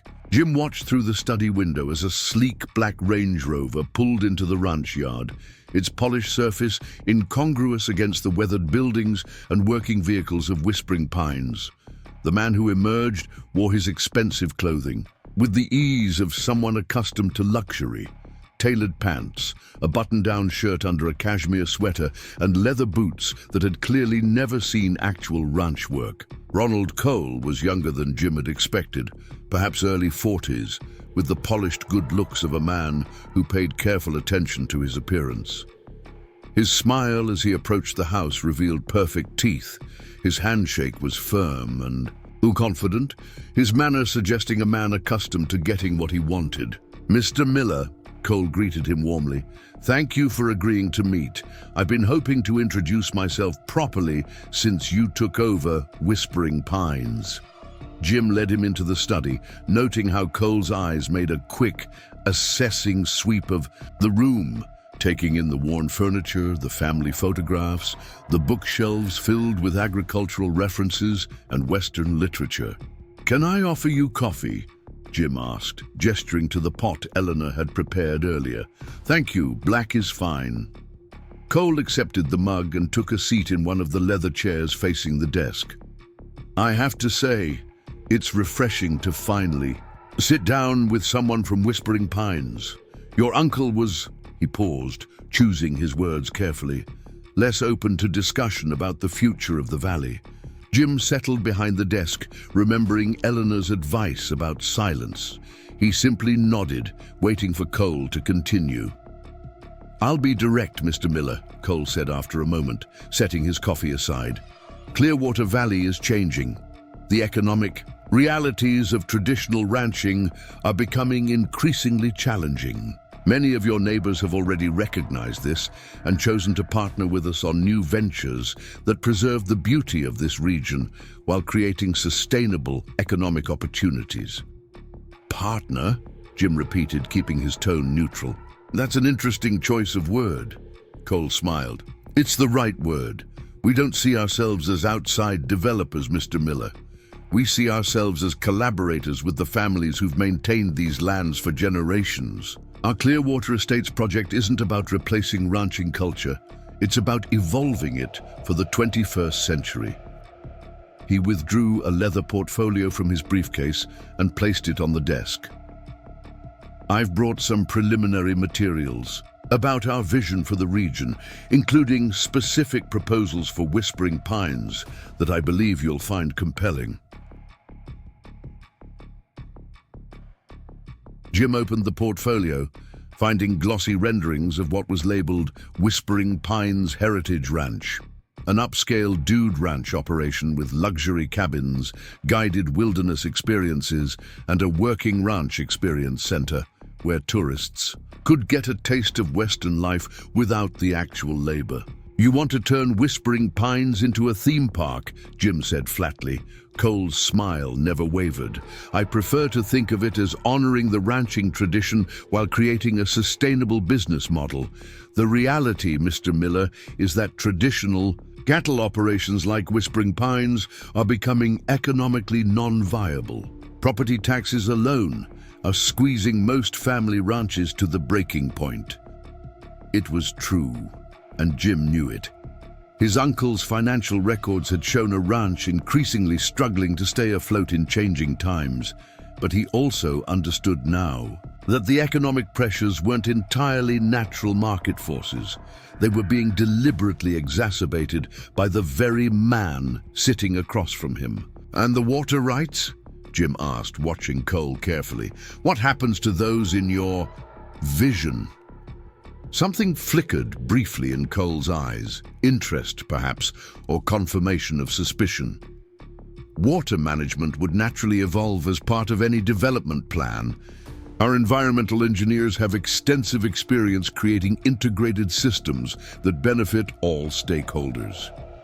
"Integrated systems," Jim repeated, "meaning Whispering Pines' current water access would be reorganized?" Cole leaned forward, slightly. "Mr. Miller, traditional water appropriation in the West was established in a different era under different conditions. Modern watershed management requires a more coordinated approach, one that our company is uniquely positioned to provide." Jim nodded slowly as if considering this. "And what would that look like specifically for Seven Pines Creek, given your company's current activities at its headwaters?" The slight widening of Cole's eyes was barely perceptible, but Jim caught. It surprised that Jim knew about operations that weren't public knowledge.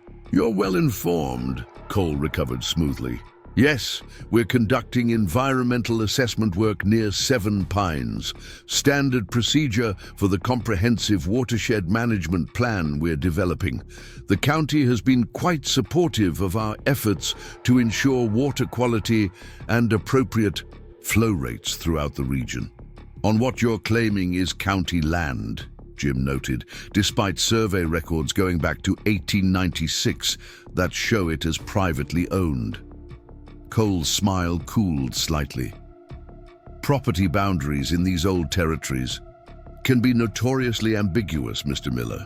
Our surveyors are using the most advanced GPS technology to establish definitive boundaries based on county records. Convenient that the new boundaries give you access to critical water sources." "I assure you," Cole said, his tone still. "Cordial but with a new edge. Everything we're doing is completely within legal parameters and with appropriate permits." Jim leaned back in his chair. "I'm sure it appears that way on paper." For several seconds, silence hung between them. Jim could almost see Cole recalculating his approach, reassessing what he knew, or thought he knew, about the man he'd come to negotiate with. "Mr. Miller," Cole finally said, "let me be completely transparent. I came here today prepared to make a very generous offer for Whispering Pines Ranch. Given current market conditions and the property's income potential, a fair valuation would be around $4.2 million. He paused, watching Jim's face. "I'm prepared to offer you $6 million with extremely favorable terms, including lifetime occupancy rights to the main house if you desire." The figure was startling, nearly 50% above market value, just as Eleanor had predicted. It was the kind of offer that would be difficult for any struggling ranch owner to refuse. "That's certainly generous," Jim acknowledged, keeping his expression neutral. "May I ask why? Why such a premium?" Cole smiled. "Because Whispering Pines isn't just any property. Its location, its history, its integration with our larger vision for Clearwater Valley, these factors make it particularly valuable to us. And frankly, Mr. Miller, I believe in fair dealing. You inherited this ranch unexpectedly, with all its challenges and financial burdens. I'm offering you a chance to honor your uncle's legacy while securing your own future, The mention of his uncle's legacy was a calculated move, Jim realized, an attempt to reframe selling out as somehow honoring Frank Miller's life's work. "My uncle spent his entire life protecting this valley," Jim said quietly. "That's the legacy I'm considering." Cole's expression shifted subtly. "Protecting it from what exactly?" "From having its resources controlled by outside interests. From having its water, the lifeblood of every ranch, every farm, every living thing here, turned into a commodity to be bought and sold." The pretense of casual business discussion was thinning. Cole set his coffee mug down carefully, studying Jim with new intensity. "You sound remarkably like your uncle, and like certain other local interests who seem determined to impede progress in this valley." "Progress," Jim repeated. "Is that what you call what happened to the Hanson property after they sold to you, or the Peterson place in the East Valley? Both were promised continued water access that mysteriously became restricted within a year." Cole's jaw tightened almost imperceptibly. "Those situations involved unfortunate technical issues that were promptly addressed. And I find it interesting that you're so familiar with arrangements made before your return to Montana." "I'm in catching up quickly," Jim said simply. "Indeed." Cole closed his portfolio and leaned forward. "Mr. Miller, let me speak plainly. Clearwater Valley is changing whether certain elements accept it or not. The economics of modern Montana make traditional ranching increasingly unsustainable without significant additional revenue streams.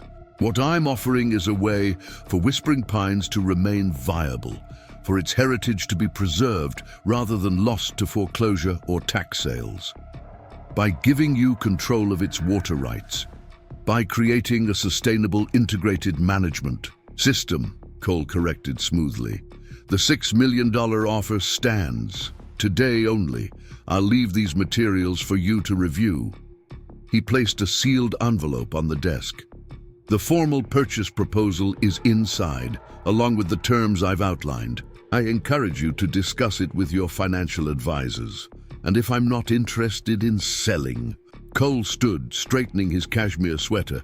"That would be disappointing, of course, but I respect every property owner's right to make their own decisions." His smile returned, though it didn't reach his eyes. "Just understand that the larger development of Clearwater Valley will proceed regardless. The economic benefits for the region are simply too significant to be blocked by outdated perspectives." Jim rose as well, maintaining eye contact. "I appreciate your time. Mr. Cole, I'll review your materials." "1 week," Cole said, extending his hand for a parting handshake. "The offer remains open for 1 week, after which we'll need to pursue alternative arrangements for that sector of our development." As they walked to the door, Cole paused, glancing toward the kitchen where the sounds of Eleanor preparing lunch could be heard. "You have quite the traditional operation here, right down to the ranch cook. Miss Thompson, isn't it? She worked for your uncle for many years, I believe." The casual reference to Eleanor sent a chill up Jim's spine. It wasn't an innocent observation. It was a message. Cole knew who was at Whispering Pines. "Eleanor's been with the ranch longer than I've been alive," Jim said evenly. Cole nodded. "Such loyalty is rare these days. Well, give my regards to Miss Thompson. My father always spoke quite respectfully of her apple pies at the county fair." With that parting comment laden with subtext, Cole departed. Jim watched from the porch as the black Range Rover pulled away, dust billowing behind it as it disappeared down the access road. Eleanor emerged from the kitchen, wiping her hands on her apron, the performance of the unassuming cook maintained, until Cole was well out of sight. "He knows who you are," Jim said without preamble. "He made a point of mentioning you." Eleanor's expression didn't change. "Of course he knows. Ronald Cole is many things, but uninformed isn't one of them. His father would have made sure he understood the players in this valley, even the ones who appear insignificant." Maria joined them from Eleanor's cabin, laptop in hand. Got everything. The recording quality is excellent. We'll have a complete transcript within the hour. $6 million, Jim said, still processing the figure. That's a hell of an offer for a struggling cattle ranch. It's not an offer for a cattle ranch, Eleanor corrected sharply. It's an offer for control of the Eagle River watershed. The buildings, the land, the cattle, those are incidental. He's buying water and power, nothing else. Maria was already reviewing the recording. He mentioned alternative arrangements. If you don't sell, that's consistent with their previous patterns. When direct purchase fails, they move to pressure tactics. What kind of pressure? Jim asked. Eleanor's expression darkened. It varies. With the Hansons, it was suddenly discovering boundary discrepancies that affected their grazing permits. With the Petersons, it was tax reassessments that nearly bankrupted them. With others, it's been more direct. Access roads, mysteriously. Damaged, cattle finding their way into hazardous areas, equipment failures at critical times. That's criminal, Jim protested, and nearly impossible to prove, Eleanor countered, which is why we've maintained our own monitoring and protection systems outside official channels. She moved to the window, looking out at the valley with the weathered vigilance of someone who had spent decades watching for threats. Cole's visit today wasn't just about making an offer. It was reconnaissance, assessing you, determining how much you know, how likely you are to resist. And letting us know he's aware of you, Maria added, still reviewing the recording. His operations at Seven Pines Creek, Jim said. They're moving faster than you expected, aren't they? Eleanor nodded grimly. Much faster. The council meeting was supposed to be next month. Now it's next week. Cole's accelerating everything, which means he's either feeling pressure we don't know about, or he's found an opportunity we haven't identified. Or he knows about your illness, Jim suggested quietly. And he's moving while he thinks the Thompson Trust is vulnerable. Eleanor's expression revealed nothing, but her silence was confirmation enough. The cancer advancing through her body had created a deadline that Cole somehow knew about and was exploiting. We need to see exactly what they're doing at Seven Pines, she finally said. Not just drone footage, but boots on the ground. Tonight. Maria looked concerned. You shouldn't be. Not me, Eleanor cut her off. James will go, with Frank Wilson's boys for backup. Jim raised his eyebrows. You want me to what? Sneak onto disputed property in the middle of the night to spy on Cole's operations? Not spy, Eleanor corrected. Document. Gather evidence of exactly what they're installing, what they're planning. The drone footage suggests major water diversion equipment, but we need specifics, manufacturers, capacity, installation timeline, and we need water samples taken properly, documented properly. And if Cole has security personnel? He will, Eleanor said, matter-of-factly. Frank's boys know how to move undetected. They grew up in these mountains, just like you did. Jim paced the living room, processing what they were asking. This sounds like the kind of operation that could get someone arrested, or worse. Hence doing it properly, Eleanor said, unmoved, with appropriate preparation, appropriate backup, appropriate documentation. This isn't amateur hour, James. The Thompson Trust has been conducting operations like this for 40 years. There was steel in her voice that reminded Jim forcefully that behind the elderly cook's appearance was a woman who had spent decades outmaneuvering some of the most powerful interests in Montana. This wasn't a desperate last stand. It was a calculated countermove in a game she'd been playing since before he was born. Maria will brief you on the technical aspects, what samples to collect, what documentation we need, Eleanor continued. Frank Wilson will handle the approach and extraction plan. His boys know every game trail in those mountains. And what exactly do we do with this evidence once we have it? Jim asked. That depends on exactly what you find, Eleanor replied. But at minimum, it gives us leverage at the council meeting. Proof that Coal's operations aren't the innocuous environmental monitoring they're claiming, but preparation for major water diversion without proper permits. Maria closed her laptop. I'll start preparing the sampling kits. We'll need to be ready to move by nightfall. As she headed to Eleanor's cabin, Jim turned to the older woman. You've done this kind of thing before, haven't you? Not just monitoring, but active intervention. Eleanor's smile was thin. Let's just say there's a reason Coal's father never managed to gain control of this valley despite 30 years of trying. Sometimes protection requires more than passive observation. She moved toward the kitchen, then paused. Your uncle understood this, James. The journal entries you read, they're just the beginning. Frank Miller wasn't just our ally in monitoring and documentation. When necessary, he was our field agent, our boots on the ground. He knew every inch of these mountains, every approach to every critical water source. And now you expect me to fill that role too. I expect you to protect what's yours, Eleanor said simply, just as your uncle did, just as the Thompsons have done for generations. The methods change with the times and circumstances, but the core purpose remains the same. The afternoon passed in intensive preparation. Maria briefed Jim on water sampling protocols, showing him how to collect, label, and preserve samples, to maintain their validity as evidence. She outfitted him with a specialized backpack containing collection vials, testing equipment, and a high-resolution camera for documenting Coal's installation. Frank Wilson arrived as the sun began to set, a weathered rancher in his 60s with the lean, tough build of someone who'd spent his life working outdoors.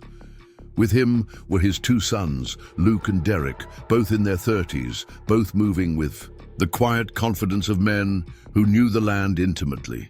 Good to finally meet you properly, Frank said, gripping Jim's hand firmly. Your uncle was one of the best men I ever knew. We've been waiting to see if you had the same backbone. Still figuring that out myself, Jim admitted. Frank nodded toward Eleanor, who was reviewing maps with Maria at the kitchen table. If Eleanor Thompson thinks you're worth bringing into the fold, that's good enough for me. She doesn't suffer fools or weaklings. The older rancher spread out detailed topographical maps of the Seven Pines Creek area, marking approach routes, observation points, and critical features. Coal's got 4 men on site based on our last surveillance, 2 security types with sidearms, not local, probably private contractors, 2 technical specialists overseeing the equipment installation. Armed guards for an environmental study? Jim asked skeptically. Exactly, Frank agreed grimly, which tells us everything we need to know about what they're really doing up there. Luke Wilson, the older son, traced a route on the map. We'll approach from the West Ridge, using the old game trails. There's a natural blind about 60 yards from their main setup that gives clear line of sight. If we time it right, we can get Jim in close enough for detailed photos and water samples upstream and downstream of their operation. What about their surveillance equipment? Jim asked. They must have cameras, motion sensors. Derek Wilson smiled slightly. Already mapped. 2 cameras covering the main access points, basic motion sensors with a radius of about 20 yards from the central installation. Amateur hour, really. They're expecting trouble from an obvious direction, the main access road or maybe the creek bed itself. They're not expecting someone who knows the terrain like we do, Frank added. The west approach requires navigating Miller's Ridge. It's rough country that doesn't show on standard maps as a viable approach. Jim studied the route they were indicating, a steep, challenging path through dense forest and broken terrain. That's a hell of a hike in the dark. Hence why Coal's people aren't watching it, Luke said simply. They're valley floor thinkers, not mountain men. As the Wilsons finished outlining the operation, Eleanor joined them, her expression grave. One more thing, James. While documentation is the primary objective, you need to be prepared for the possibility of direct intervention. Meaning what, exactly? meaning Cole's equipment may suffer unfortunate technical difficulties if the opportunity presents itself, Frank Wilson said bluntly. Sabotage, Jim translated, looking between them. You're talking about damaging their installation. We're talking about protecting the valley's water, Eleanor corrected firmly. If what they're installing is as serious as we suspect, major diversion equipment that could dramatically reduce downstream flow, then documentation alone may not be sufficient. The council meeting is still days away. By then, they could create the very water crisis they need to justify emergency measures. Jim studied the faces around him. Eleanor, Frank, his sons, and Maria, who had joined them silently. These were not reckless people. They were calculated, methodical protectors who had been safeguarding the valley for decades. If they were suggesting direct intervention, it wasn't a decision made lightly. This isn't my first rodeo with the Coles, Frank added, seeing Jim's hesitation. Sometimes playing purely by the rules is a losing game when the other side owns the rulebook. Your uncle understood this, Eleanor said quietly. There were times when documentation and legal challenges weren't enough, when direct action was the only way to prevent irreversible damage. He never took those moments lightly, but he never shied away from them either. Jim ran a hand through his hair, the weight of the decision settling heavily. And if we're caught, that's criminal. Trespass at minimum. Probably destruction of property charges too. Then don't get caught, Frank said simply. We've been doing this dance for a long time, son. The Wilsons know how to move through these mountains without leaving a trace. As dusk deepened toward night, Jim found himself gearing up for an operation he couldn't have imagined a week ago. The specialized backpack from Maria, dark clothing suitable for night movement, and a handheld radio with an encrypted channel connecting him to the monitoring station at Eleanor's cabin. Eleanor watched from her porch as the men prepared to depart, her expression unreadable in the gathering darkness. Just before Jim climbed into Frank's truck, she approached him, pressing something into his hand, a small, weathered pocket knife. This was William's, she said quietly. Then your uncle carried it for many years on similar expeditions. It's brought protection to this valley since before you were born. Carry it tonight. The simple gesture carried a weight of history and responsibility that Jim felt almost physically. This wasn't just about one night's operation or one ranch's water rights. It was about continuing a legacy of protection that stretched back generations.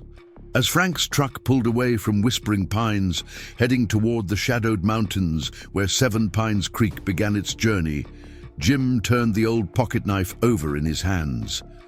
A week ago, he'd been a reluctant ranch owner, viewing Whispering Pines as a burden inherited from his uncle. Now he was heading into the darkness as part of a decades-long resistance, carrying the tools and trust of those who had protected the valley long before him. From ranch cook to strategic mastermind, from simple ranch to headquarters of a sophisticated protection network, everything he thought he knew had been transformed. And now it was his turn to step into the role his uncle had prepared for him. Guided by the unexpected legacy of Eleanor Thompson, the woman he had dismissed as just the help. The truck wound its way up mountain roads that gradually deteriorated from gravel to dirt to barely discernible tracks through dense pine forest. Eventually, even these faded away, and Frank pulled to a stop in a small clearing screened by mature evergreens. End of the road, the older rancher announced, killing the engine. From here we go on foot. The night was clear and cold, stars brilliant above the tree canopy, a quarter moon, providing just enough light to navigate by once their eyes adjusted. Jim followed the Wilson men as they moved through the forest with practiced ease, setting a pace that was deliberate but efficient, avoiding loose rocks and dry branches that might betray their presence. They climbed steadily for nearly an hour, following game trails visible only to experienced eyes, until they reached a high ridge overlooking the headwaters of Seven Pines Creek.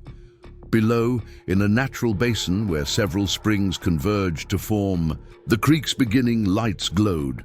The Coal Enterprises operation working through the night. Luke Wilson produced a pair of high-powered night vision binoculars, scanning the site carefully before passing them to Jim. 4 men, as expected. 2 security, 2 technical. They've got the primary diversion structure already in place. Look at the eastern edge of the basin. Through the binoculars, Jim could clearly see what looked like a sophisticated temporary dam system designed to control and redirect water flow from its natural course. Upstream of the dam, pumping equipment was being installed, industrial-grade systems that could move thousands of gallons per hour. "That's not environmental monitoring equipment," Jim said grimly, lowering the binoculars. "That's full-scale water diversion technology, the kind you'd use for major construction projects or mining operations." Frank nodded. "They're planning to reduce the creek's flow by at least 60%, based on the capacity of those pumps. Every ranch downstream would be in crisis within days, creating the exact water emergency Cole needs to push through his management proposal at the council meeting," Derek added. "By the time anyone could challenge it legally, the damage would be done. Cole would have control of the valley's primary water source." Jim studied the operation through the binoculars again, noting security cameras positioned to cover obvious approaches and the 2 armed men patrolling the perimeter. This wasn't a scientific study. It was a tactical operation designed to seize control of a critical resource. "We need to get closer," he said finally, "for proper water samples and detailed documentation of that equipment." Luke pointed to a densely forested slope that curved around the western edge of the basin. "We follow that tree line down, staying in the shadows. There's a natural approach that keeps us outside their security perimeter until the final 50 yards. Derek and I will create a small distraction on the far side. Nothing obvious, just enough to pull their attention away, while you and Dad get the samples and documentation we need."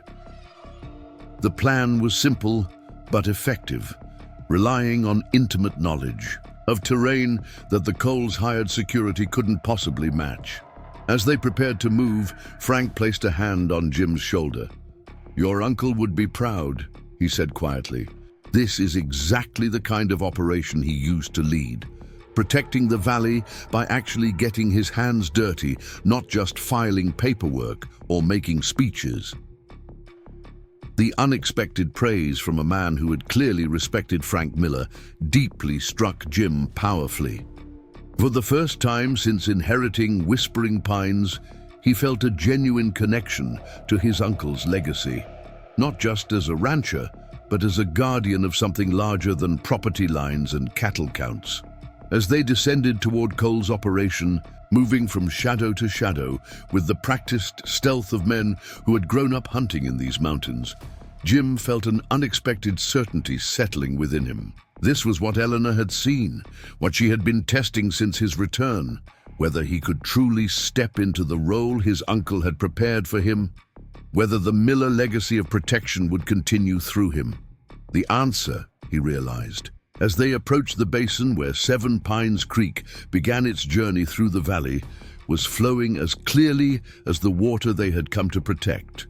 The night operation at Seven Pines Creek proved more revealing than anyone had anticipated. Jim and the Wilsons had not only documented Cole's illegal water diversion equipment, but discovered something far more disturbing: chemical additives, prepared for introduction into the watershed. Compounds designed to alter water quality readings in ways that would support Cole's claims of environmental degradation requiring his intervention. The evidence they'd gathered was comprehensive and damning.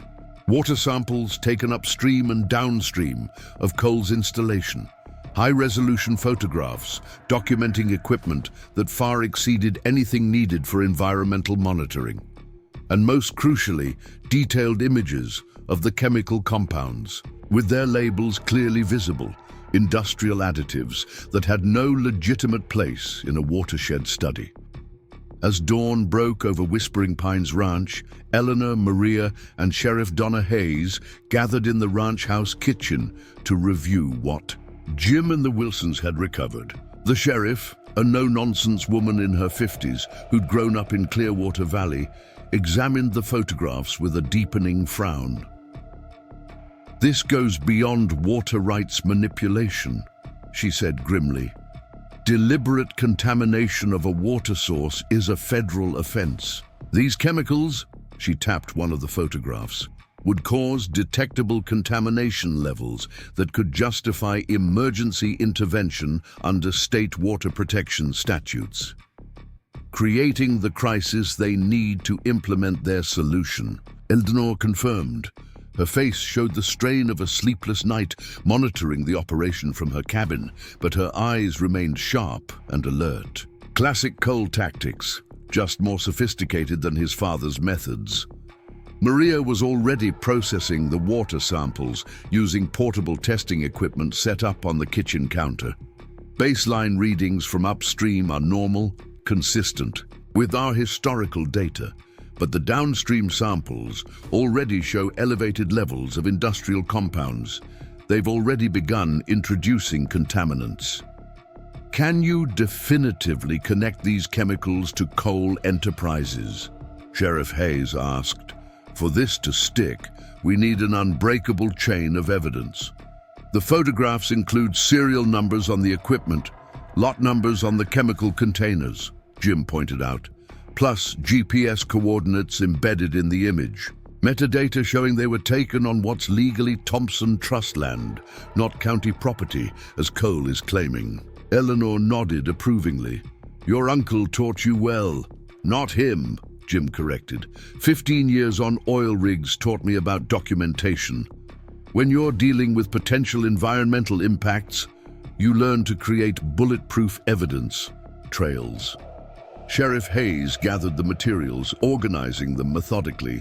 "This is enough for me to request a state environmental protection team inspection, but Cole has connections at the state level.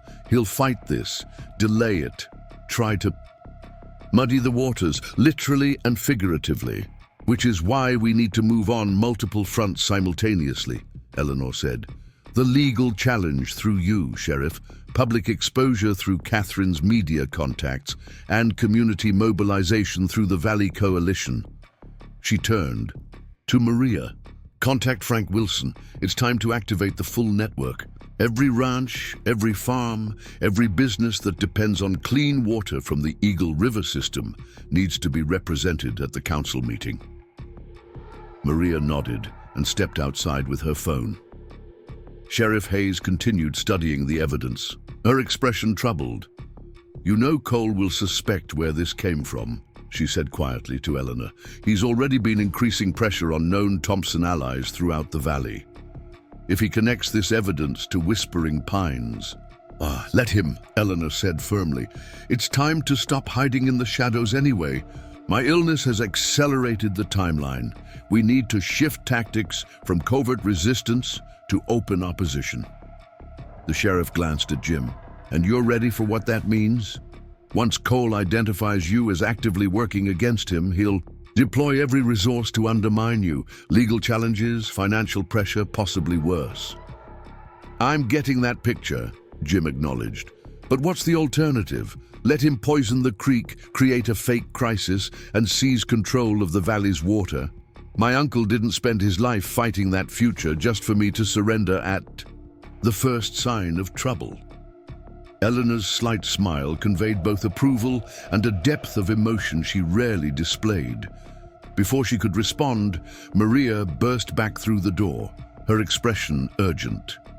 "Problem," she announced without preamble.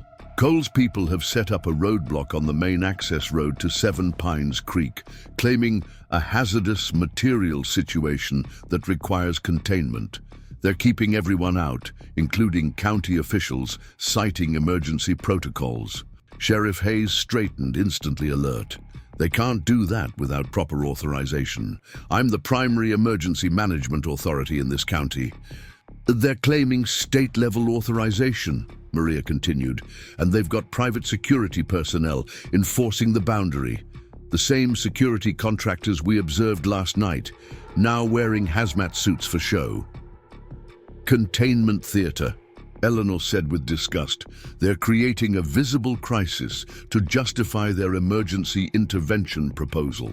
By the time the council meeting happens, they'll have manufactured evidence of an environmental emergency that only they can address. Sheriff Hayes was already heading for the door. I'm going to need those water samples and photographs immediately.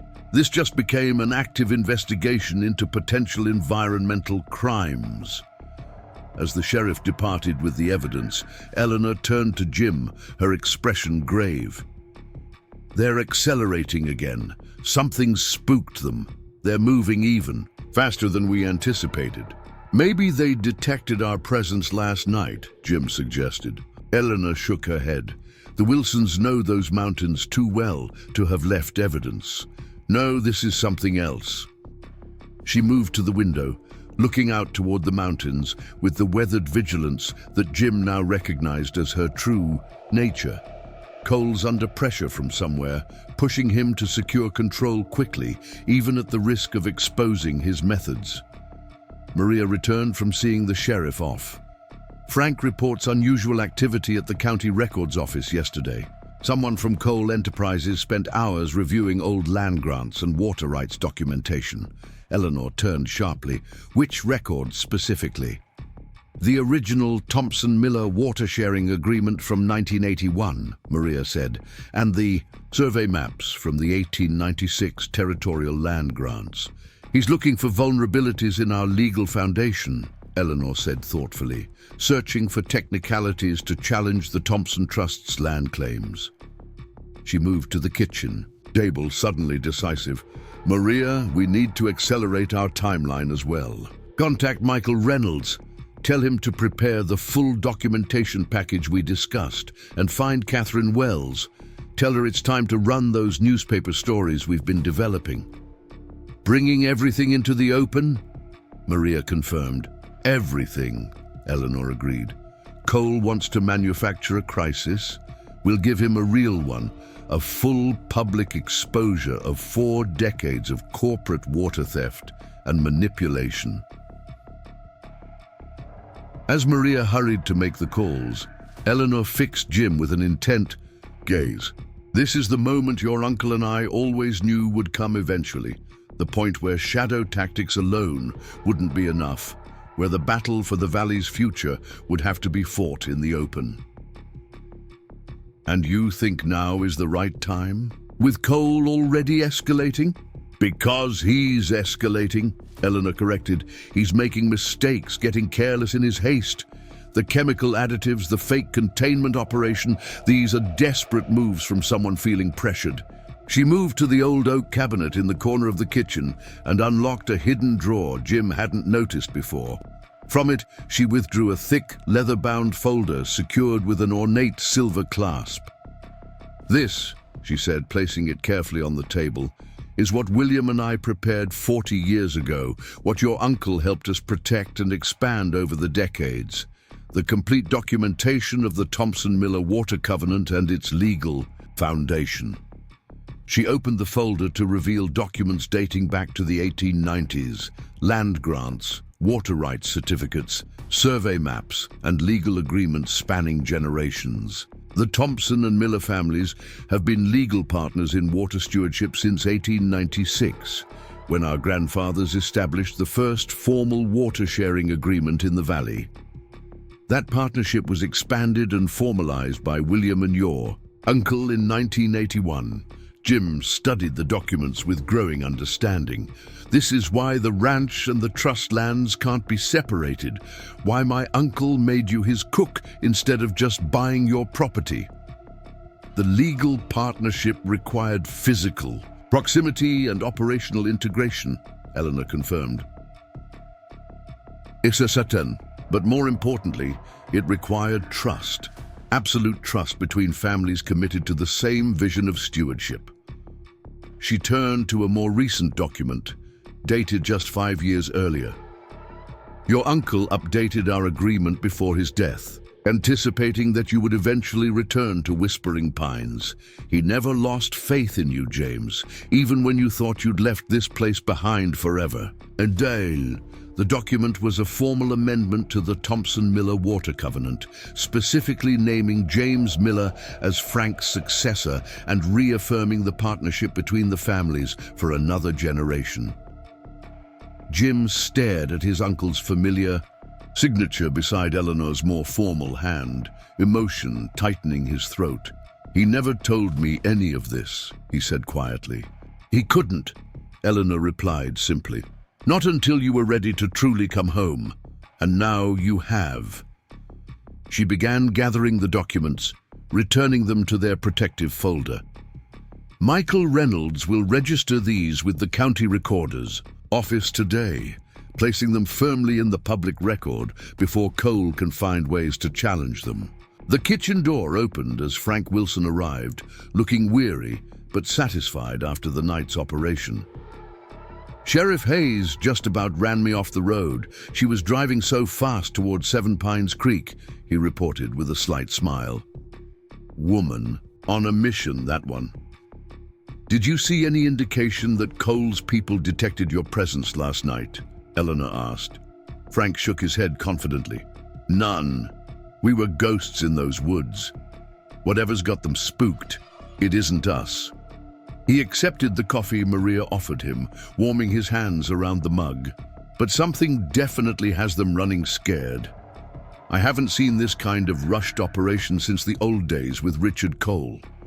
My contacts at the State Environmental Agency might have some insight," Maria suggested. "Let me make some calls."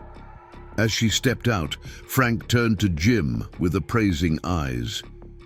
"You did good work last night. Kept your head, moved smart, documented everything by the book. Your uncle would be proud." The simple approval from the weathered rancher meant more than Jim expected. These people had known his uncle intimately, had worked alongside him for decades in the Shadow Campaign to protect the valley. Their acceptance felt like reconnecting with a part of Frank Miller that Jim had never fully known in life. "The council meeting is scheduled for next Tuesday," Eleanor said, refocusing them on the immediate challenges. "Cole will undoubtedly use this manufactured containment crisis to push through his emergency water management proposal. We have 5 days to counter his narrative and mobilize opposition." "The evidence we gathered last night helps," Jim noted. "But will it be enough if Cole has already compromised council members?" "Evidence is just one front in this fight," Eleanor replied. "Public pressure is another. Community solidarity is a third. We've been building toward this confrontation for 40 years, James, laying groundwork, establishing connections, documenting patterns of corporate manipulation. Now we activate everything simultaneously." Frank nodded his agreement. "The Ranchers Association will stand united. We've already confirmed 28 family operations that will oppose Cole's proposal at the meeting, plus the Irrigation Cooperative, the Fishermen's Alliance, and the Valley Conservation Trust. Catherine Wells' newspaper connections will ensure coverage beyond just the local papers," Eleanor added. "State and regional media attending the meeting changes the dynamics, makes it harder for compromised officials to act openly against public interest." Jim was beginning to see the full scope of what Eleanor and his uncle had built. Not just a monitoring network, but a comprehensive resistance infrastructure ready to be activated when needed. The quiet cook had been coordinating a valley-wide alliance right under everyone's noses for decades. "And the legal front?" he asked. "Michael Reynolds has prepared challenges to both the county's acceptance of Cole's boundary survey and the emergency powers being claimed for the containment operation," Eleanor explained. "Sheriff Hayes can delay them administratively for at least 72 hours, forcing Cole to either back down or escalate further into clearly illegal territory." The strategy was comprehensive and sophisticated, representing decades of careful preparation. Jim found himself wondering how many other battles Eleanor had orchestrated from the background over the years, how many threats to the valley she had quietly neutralized, while most residents remained unaware of the dangers they faced. Maria returned, her expression troubled. "Just got off the phone with my contact at the State Environmental Agency. The pressure on coal is coming from higher up than we thought. His company just secured a major federal contract for water infrastructure projects throughout the western states, contingent on demonstrating successful integrated watershed management in at least one completed project. Clearwater Valley is his proof of concept," Eleanor realized immediately. "If he can't show control of the Eagle River watershed, he loses the federal contract worth billions. That explains the accelerated timeline," Frank added, "and the increasingly desperate tactics. It gives us leverage," Jim pointed out. "If his federal contract depends on this project, he can't afford exposure of his methods. The chemicals, the fake containment operation, those would kill the deal if they became public." Eleanor nodded slowly, a strategic clarity settling over her features. "We need to make sure federal oversight committees receive copies of everything. We documented last night. Maria, contact Senator Mitchell's office. He chairs the committee that would oversee those contracts." "Already planning to," Maria confirmed, "but we need to move fast. Cole's people are already spinning a story about potential contamination requiring their expert intervention." The kitchen door opened again as Sheriff Hayes returned, her expression grim but determined.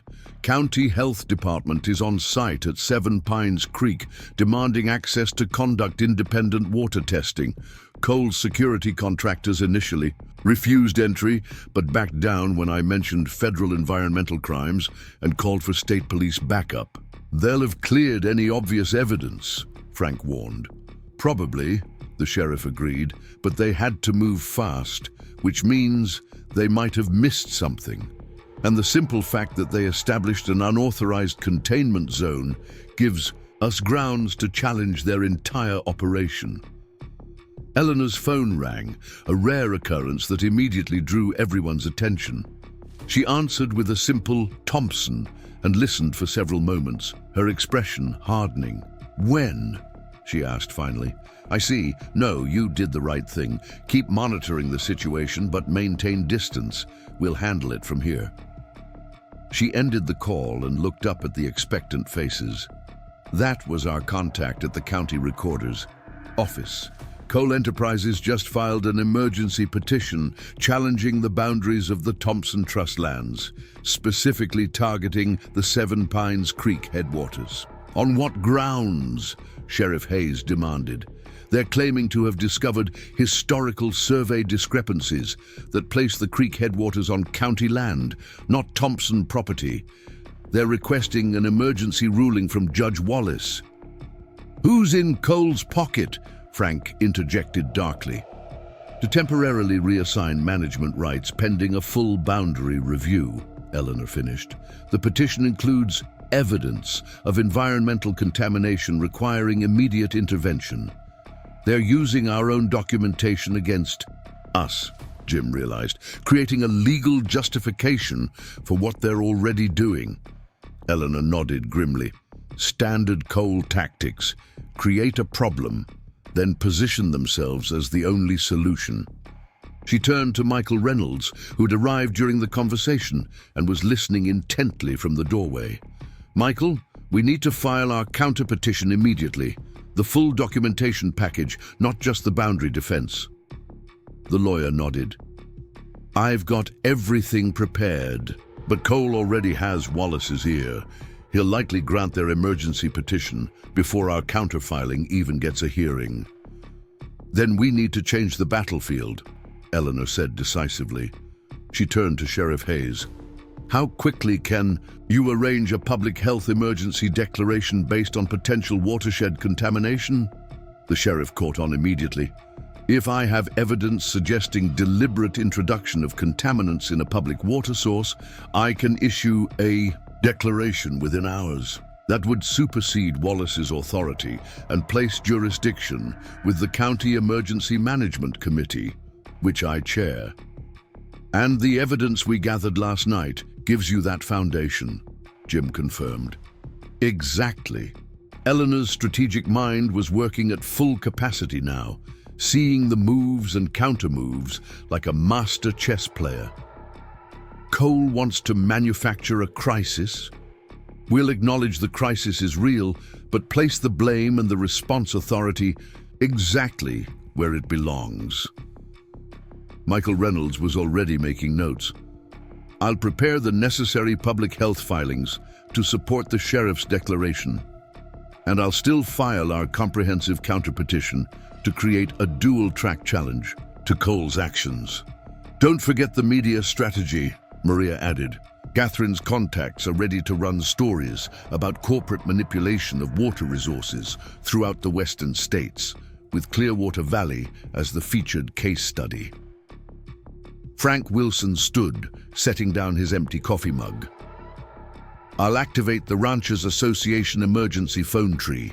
By this afternoon, every independent operation in the valley will know what's happening and be prepared to attend both the Emergency Management Committee meeting and the council session. As the kitchen cleared, people hurrying to implement different aspects of the rapidly evolving response strategy, Jim found himself alone with Eleanor. The elderly woman sat at the table, suddenly looking her age as the weight of her illness became momentarily visible on her features. You've been orchestrating operations like this for decades, Jim said. Not a question, but a realization. Fighting battles most people in the valley never even knew were happening. Eleanor's smile was tired, but carried a hint of satisfaction. That was always the point, James. True protection often works best when those being protected don't have to worry about the threats surrounding them. She glanced toward the now empty doorway. Your uncle understood that. He carried the burden of knowledge so others could simply live their lives, secure in the belief that the water would keep flowing. The land would remain theirs to work. And now that burden falls to me, Jim said quietly. Not alone, Eleanor corrected. Never alone. That was the mistake William and I almost made in the beginning, trying to shoulder everything ourselves. Your uncle showed us the power of trusted allies, of building a network of protection rather than standing as isolated guardians. She rose slowly, her movements careful but determined. I need to change. Eleanor the cook has served her purpose. It's time for Eleanor Thompson, managing trustee of the Thompson Water Trust, to make a public appearance. Jim watched her go, marveling at the transformation that had occurred over just a few days, not in Eleanor herself, who had always been exactly who she was beneath the unassuming exterior, but in his perception of her and everything she represented. The ranch cook had been a carefully maintained facade, hiding one of the most determined environmental protectors in Montana history. By mid-afternoon, Whispering Pines Ranch had transformed into the headquarters of a full-scale resistance operation. Ranchers from throughout the valley arrived for briefings. Environmental activists, coordinated with legal teams, and media representatives began gathering for what Catherine Wells had promised would be the story of the decade in Western water rights. Eleanor emerged from her cabin transformed, not in any dramatic physical way, but in her bearing and presentation. Gone was the cook's apron and practical work dress, replaced by a simple but elegant outfit that conveyed authority. Without pretension, her silver hair was neatly styled, her posture straight, despite the pain Jim knew she must be managing. She looked exactly like what she truly was, the managing trustee of one of the most significant private land and water conservation operations in Montana. Sheriff Hayes has issued the public health emergency declaration, Maria reported as Eleanor joined the gathering in the ranch's main living room. Cole's attorneys are already challenging it, but the declaration automatically suspends all activity at Seven Pines Creek, pending a full investigation by county health officials. "And our counter-petition?" Eleanor asked. Michael Reynolds looked up from his laptop. "Filed 20 minutes ago. Judge Wallace can't ignore it now that the sheriff's declaration has established a competing jurisdictional claim. The Emergency Management Committee will meet tomorrow morning to review the evidence and determine next steps." Frank Wilson added, "Cole's people are scrambling. Their equipment operators were ordered to stand down when the sheriff's deputies arrived, but not before our people documented everything still on site. The chemical additives were gone, but residue samples were collected by the county environmental team." Jim watched Eleanor as she absorbed these reports, seeing how naturally she assumed the role of strategic coordinator. This was who she had always been. Not just a guardian working alone, but the center of a complex network of protection that extended throughout the valley and beyond. "Catherine Wells is here," Maria announced, as an elegant woman in her 50s entered the ranch house. Unlike the ranchers and activists in practical clothing, Catherine was dressed in the sophisticated business attire of someone accustomed to urban boardrooms rather than rural Montana.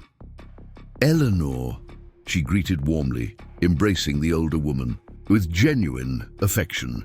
"When Maria called, I was on a plane within the hour.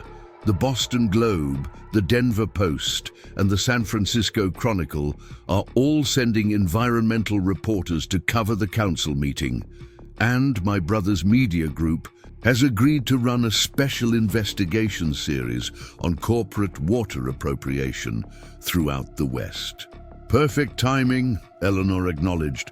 "Cole's federal contract explains the accelerated timeline we've been seeing.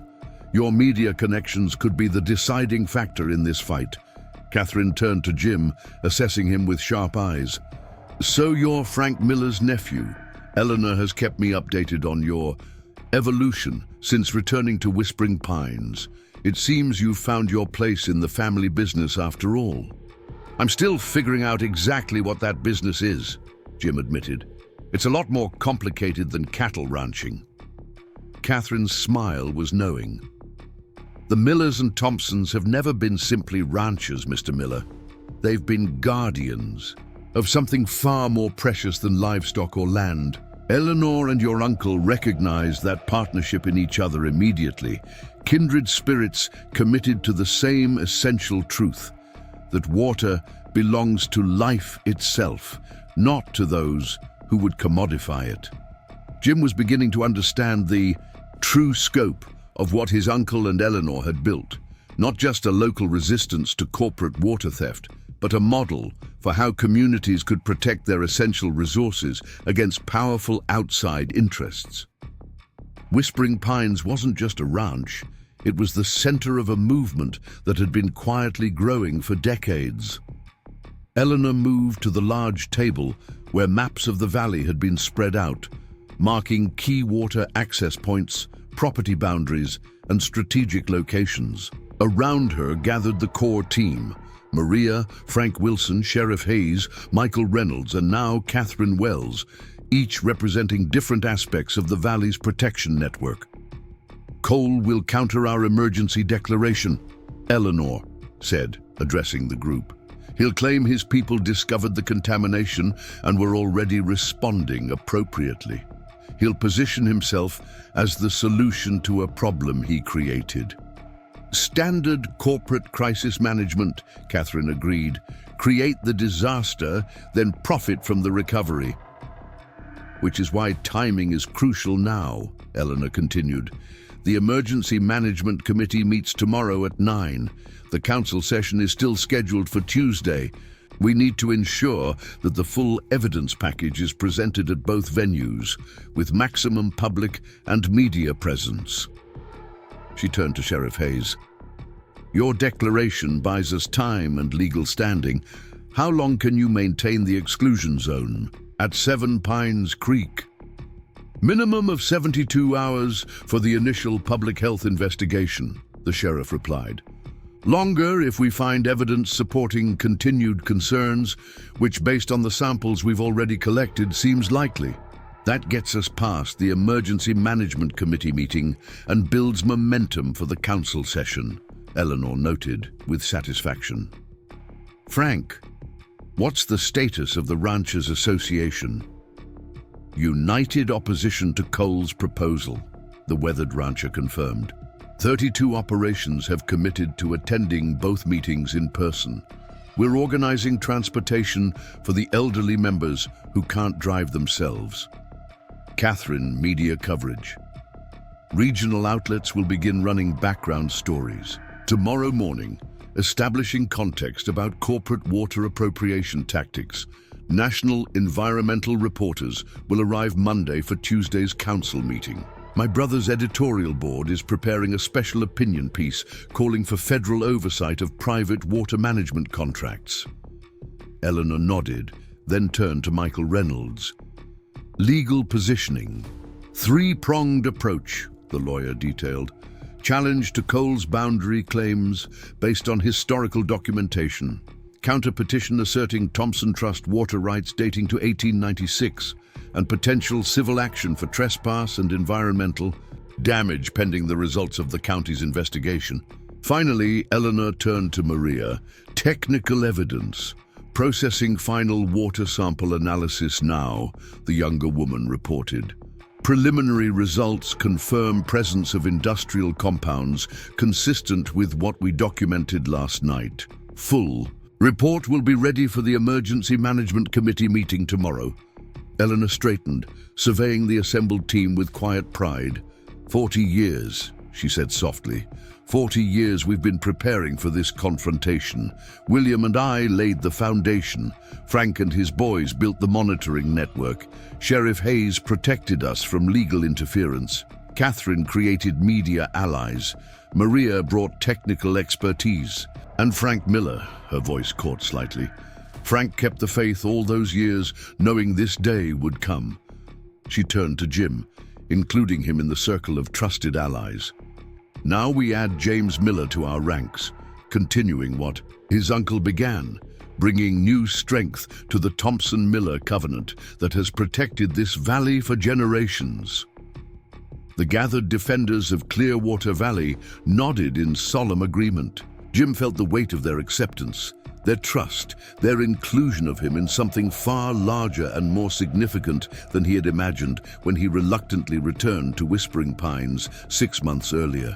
As the strategy session continued, with plans being refined and responsibilities assigned, Jim found himself watching Eleanor, seeing not just the elderly woman whose cancer was advancing beneath her composed exterior, but the strategic mastermind who had orchestrated decades of protection from behind the simplest of covers. She had never been just the ranch cook. She had been the valley's most determined guardian, hiding in plain sight while building a resistance network that spanned generations. And now, as she prepared for what might be her final battle against the forces that threatened the Eagle River watershed, she was ensuring that her legacy would continue through those she had gathered and trained, including, most surprisingly of all, the reluctant nephew who had once fled the very responsibilities he was now embracing as his birthright. The morning of the county council meeting arrived with a crystal clarity that painted the Silverback Mountains in sharp relief against the Montana sky. In the 2 days since Sheriff Hayes had issued her public health emergency declaration, Clearwater Valley had transformed from a quiet ranching community to the center of a regional controversy that had drawn national attention. News vans lined Riverstone's main street, reporters interviewed ranchers about water rights concerns, and environmental activists gathered with handmade signs outside the county administrative building. At Whispering Pines Ranch, Jim stood on the front porch watching Eleanor emerge from her cabin. Despite the advancing illness that he knew was causing her increasing pain, she carried herself with dignified purpose. Gone completely was any trace of the unassuming cook who had blended into the background for decades. In her place stood the true Eleanor Thompson, sharp-eyed strategist, determined protector, the woman who had quietly safeguarded Clearwater Valley for over 40 years. "Are you ready for this?" Jim asked as she joined him on the porch. "It's going to be a battle." Eleanor's smile was calm, but carried the edge of a warrior preparing for combat. "I've been ready for this fight since 1982, James. Everything we've built, everything we've documented, everything we've protected, it all leads to today." The ranch yard was filled with vehicles as the valley's defenders gathered for a final strategy session before the council meeting. Frank Wilson and his sons coordinated with other ranchers.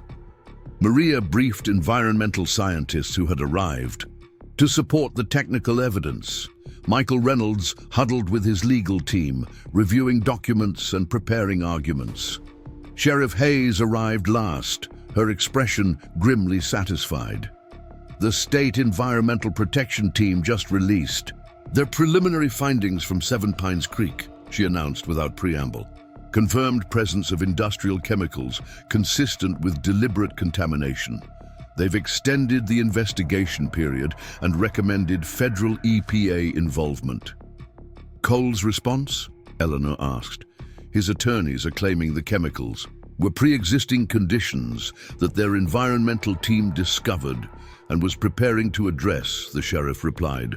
But the chemical fingerprint matches too precisely to compounds found at other Cole Enterprises development sites. The state team isn't buying it. Eleanor nodded, unsurprised. And Judge Wallace recused himself this morning, Sheriff Hayes said with a slight smile. Apparently, Catherine's newspaper contacts started asking questions about his financial connections to Cole Enterprises subsidiaries. Judge Martinez will preside over the water rights portion of today's council session. Martinez is fair, Michael Reynolds noted. She'll follow the evidence and the law. As the group moved toward their vehicles, preparing to drive into Riverstone. For the meeting, Eleanor paused, placing a hand on Jim's arm. "Whatever happens today," she said quietly, "remember that this is just one battle in a much longer campaign. The Thompson-Miller Covenant wasn't created for a single fight. It was established to protect this valley for generations." Jim covered her hand with his own, struck by how frail it felt beneath his palm, despite the strength of will it represented. "I understand that now," he said simply. Eleanor studied his face, seeing something there that seemed to satisfy her. "Yes," she said after a moment, "I believe you do." The county administrative building was packed beyond capacity as Jim and Eleanor arrived with their core team. Television cameras tracked their entrance, reporters called questions, and a murmur swept through the crowd as people recognized Eleanor Thompson, not as the quiet ranch cook many had barely noticed for decades, but as the managing trustee of one of the valley's oldest land and water conservation trusts. Ronald Cole sat at the front of the chamber with his legal team and corporate representatives. His expression betrayed no concern, though Jim noted the tightness around his eyes as he observed the media presence and the unified front of ranchers filling the public seating area. County Commissioner Helen Davis called the meeting to order, acknowledging the unusual circumstances and public interest. Given the complexity of today's agenda and the competing legal claims before us, we'll begin with statements from the primary interested parties before opening to public comment. Cole's lead attorney spoke first, presenting their narrative with practiced confidence. Cole Enterprises had discovered concerning contamination levels during routine environmental monitoring of water sources feeding the Eagle River. Their containment and remediation efforts had been mischaracterized as improper water diversion. The company was simply being proactive in watershed protection, while local authorities were reactive and obstructionist. When Michael Reynolds rose to present the Thompson Trust's counter-argument, the contrast was stark. Where Cole's team had offered polished corporate reassurance, Reynolds provided specific documentation, historical context, and legal precedents establishing both the Thompson Trust's legitimate ownership of the contested water sources and Coal Enterprises' pattern of water rights manipulation throughout the western states. This isn't about environmental protection, Reynolds concluded firmly. It's about resource control. The evidence before you demonstrates not only that Coal Enterprises was introducing contaminants rather than removing them, but that this action is part of a documented pattern spanning decades. Judge Martinez questioned both sides rigorously, focusing particularly on the boundary dispute and water rights claims. When she turned to the evidence of chemical contamination, Sheriff Hayes presented the state environmental team's findings with professional precision. These compounds don't occur naturally in the Eagle River watershed, the sheriff emphasized. Their presence can only be explained by deliberate introduction. The state team's conclusion is unambiguous on this point. As the technical presentations continued, Jim watched Eleanor. She sat perfectly composed, her attention unwavering despite what he knew must be significant physical discomfort. Occasionally, she would pass a note to Reynolds or Maria, a strategic adjustment based on her decades of experience fighting the coals and their corporate tactics. When Commissioner Davis finally called Eleanor Thompson to speak, a hush fell over the chamber. Many Valley residents were seeing her truly for the first time, recognizing the ranch cook who had served at community gatherings and faded into the background at public meetings as someone entirely different. Eleanor rose slowly, but steadily, acknowledging Judge Martinez and the commissioners with quiet dignity before turning to face the packed chamber. "I've lived in Clearwater Valley for 68 years, she began, her voice clear and carrying. For 40 of those years, I've served as the managing trustee of the Thompson Water Trust, established by my husband William to protect the valley's most precious resource for future generations." She gestured toward the maps and documents displayed on screens around the chamber. These water sources, Seven Pines Creek, Eagle River, the North Valley Aquifer, they aren't just abstract resources to be controlled. They are the lifeblood of this valley. They sustain our ranches, our farms, our wildlife, our way of life. Eleanor turned slightly to look directly at Ronald Cole. What's happening here isn't new. Richard Cole began trying to gain control of this valley's water in the 1970s. When legitimate business tactics failed, he resorted to manipulation, intimidation, and environmental degradation. His son has continued and refined these approaches, cloaking them in the language of environmental stewardship while pursuing the same goal, control of water that rightfully belongs to all. She returned her attention to the commissioners and Judge Martinez. The evidence before you isn't just about chemicals in a creek or boundary disputes between properties. It's about a decades-long attempt to commodify something that should never be owned exclusively, the water that gives life to all of us. The Thompson Trust and the Miller family have stood as guardians against this threat for generations. Today, we ask you to recognize and protect that legacy of stewardship. As Eleanor returned to her seat, the chamber remained silent for several heartbeats before erupting in spontaneous applause from the ranchers and valley residents. Commissioner Davis had to gavel repeatedly for order before public comments could begin. For the next 2 hours, residents of Clearwater Valley, ranchers, business owners, teachers, even children, spoke about their connections to the land and water, about the importance of maintaining local control of resources, about the threat posed by corporate water appropriation. Catherine Wells's media strategy had worked perfectly. Television cameras captured these heartfelt testimonies while reporters frantically took notes. Ronald Cole's expression darkened progressively as speaker after speaker opposed his company's proposals and questioned their environmental claims. When his turn for rebuttal came, his previous smoothness had hardened into barely controlled frustration. What we're witnessing here is fear, Of progress, he insisted. Clearwater Valley can't remain frozen in the past while the rest of Montana evolves. Our integrated watershed management approach offers the only sustainable path forward for this region. But his arguments fell flat against the mountain of evidence and community opposition arrayed against him. Judge Martinez's questioning became increasingly pointed, forcing Cole's attorneys to acknowledge inconsistencies in their survey claims and environmental data. When the commissioners finally called for deliberation after nearly 5 hours of testimony, the outcome seemed increasingly clear. Eleanor leaned slightly toward Jim as they waited. "This public battle was always the contingency William and your uncle feared most," she said quietly.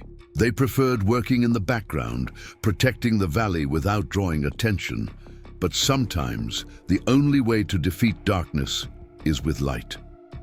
Judge Martinez returned with her determinations on the legal questions before resuming her seat.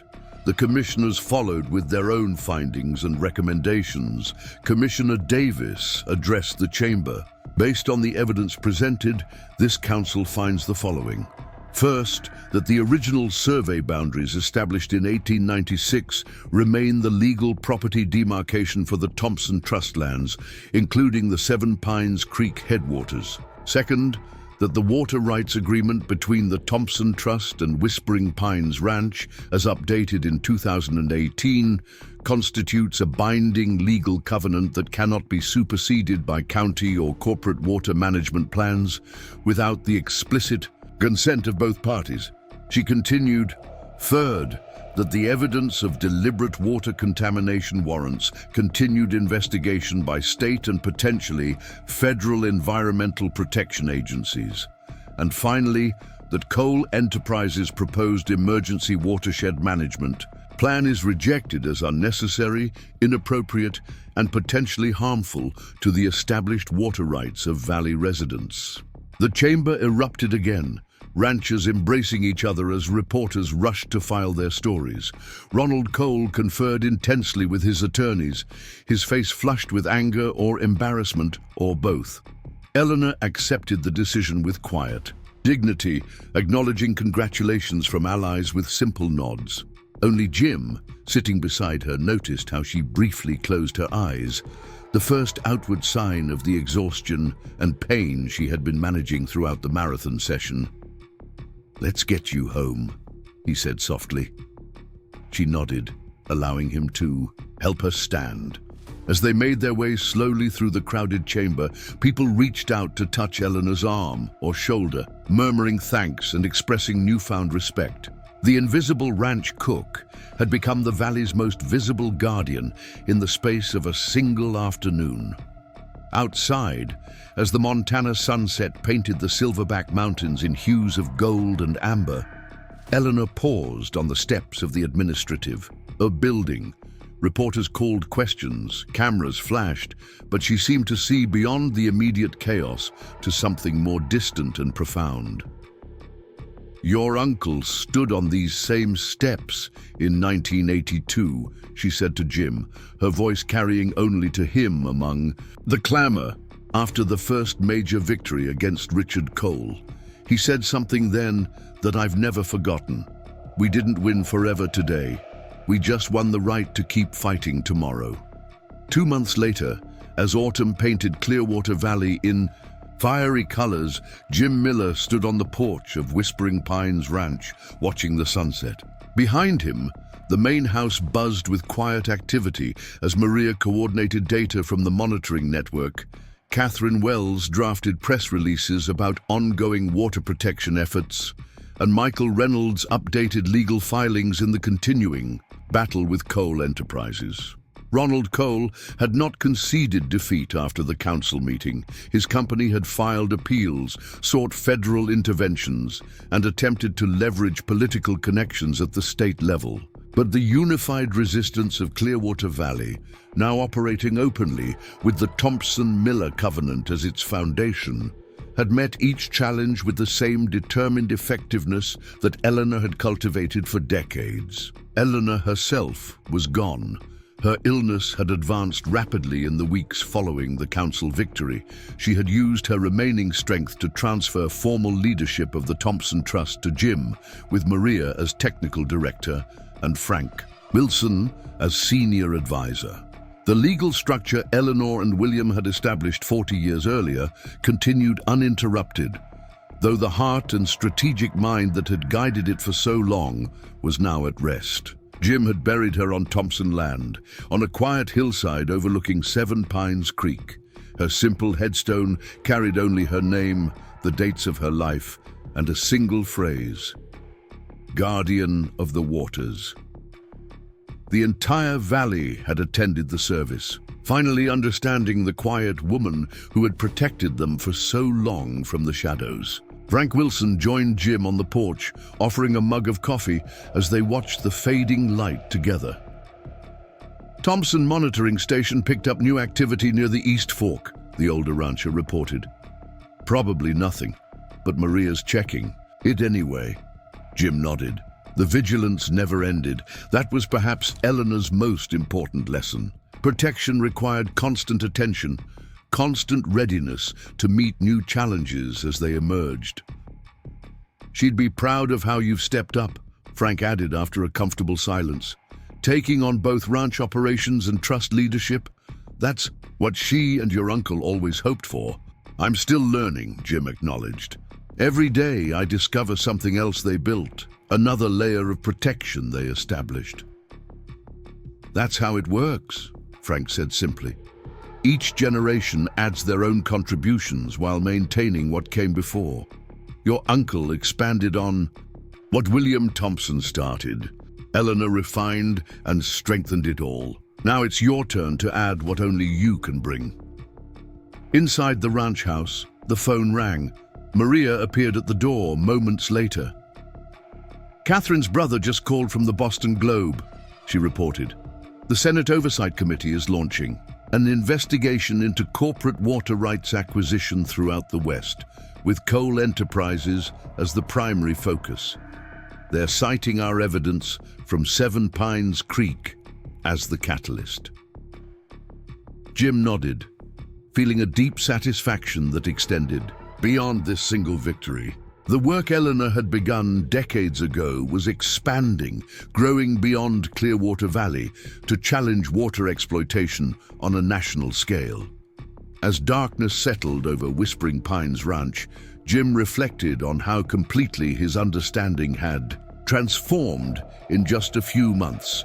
The reluctant heir to a struggling cattle operation had discovered a legacy far more significant than he had imagined.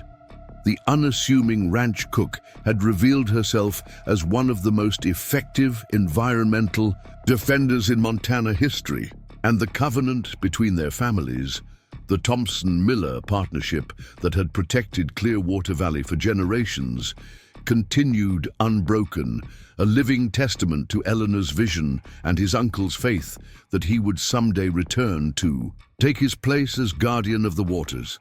Up next, you've got two more standout stories right on your screen. If this one hit the mark, you won't want to pass these up. Just click and check them out.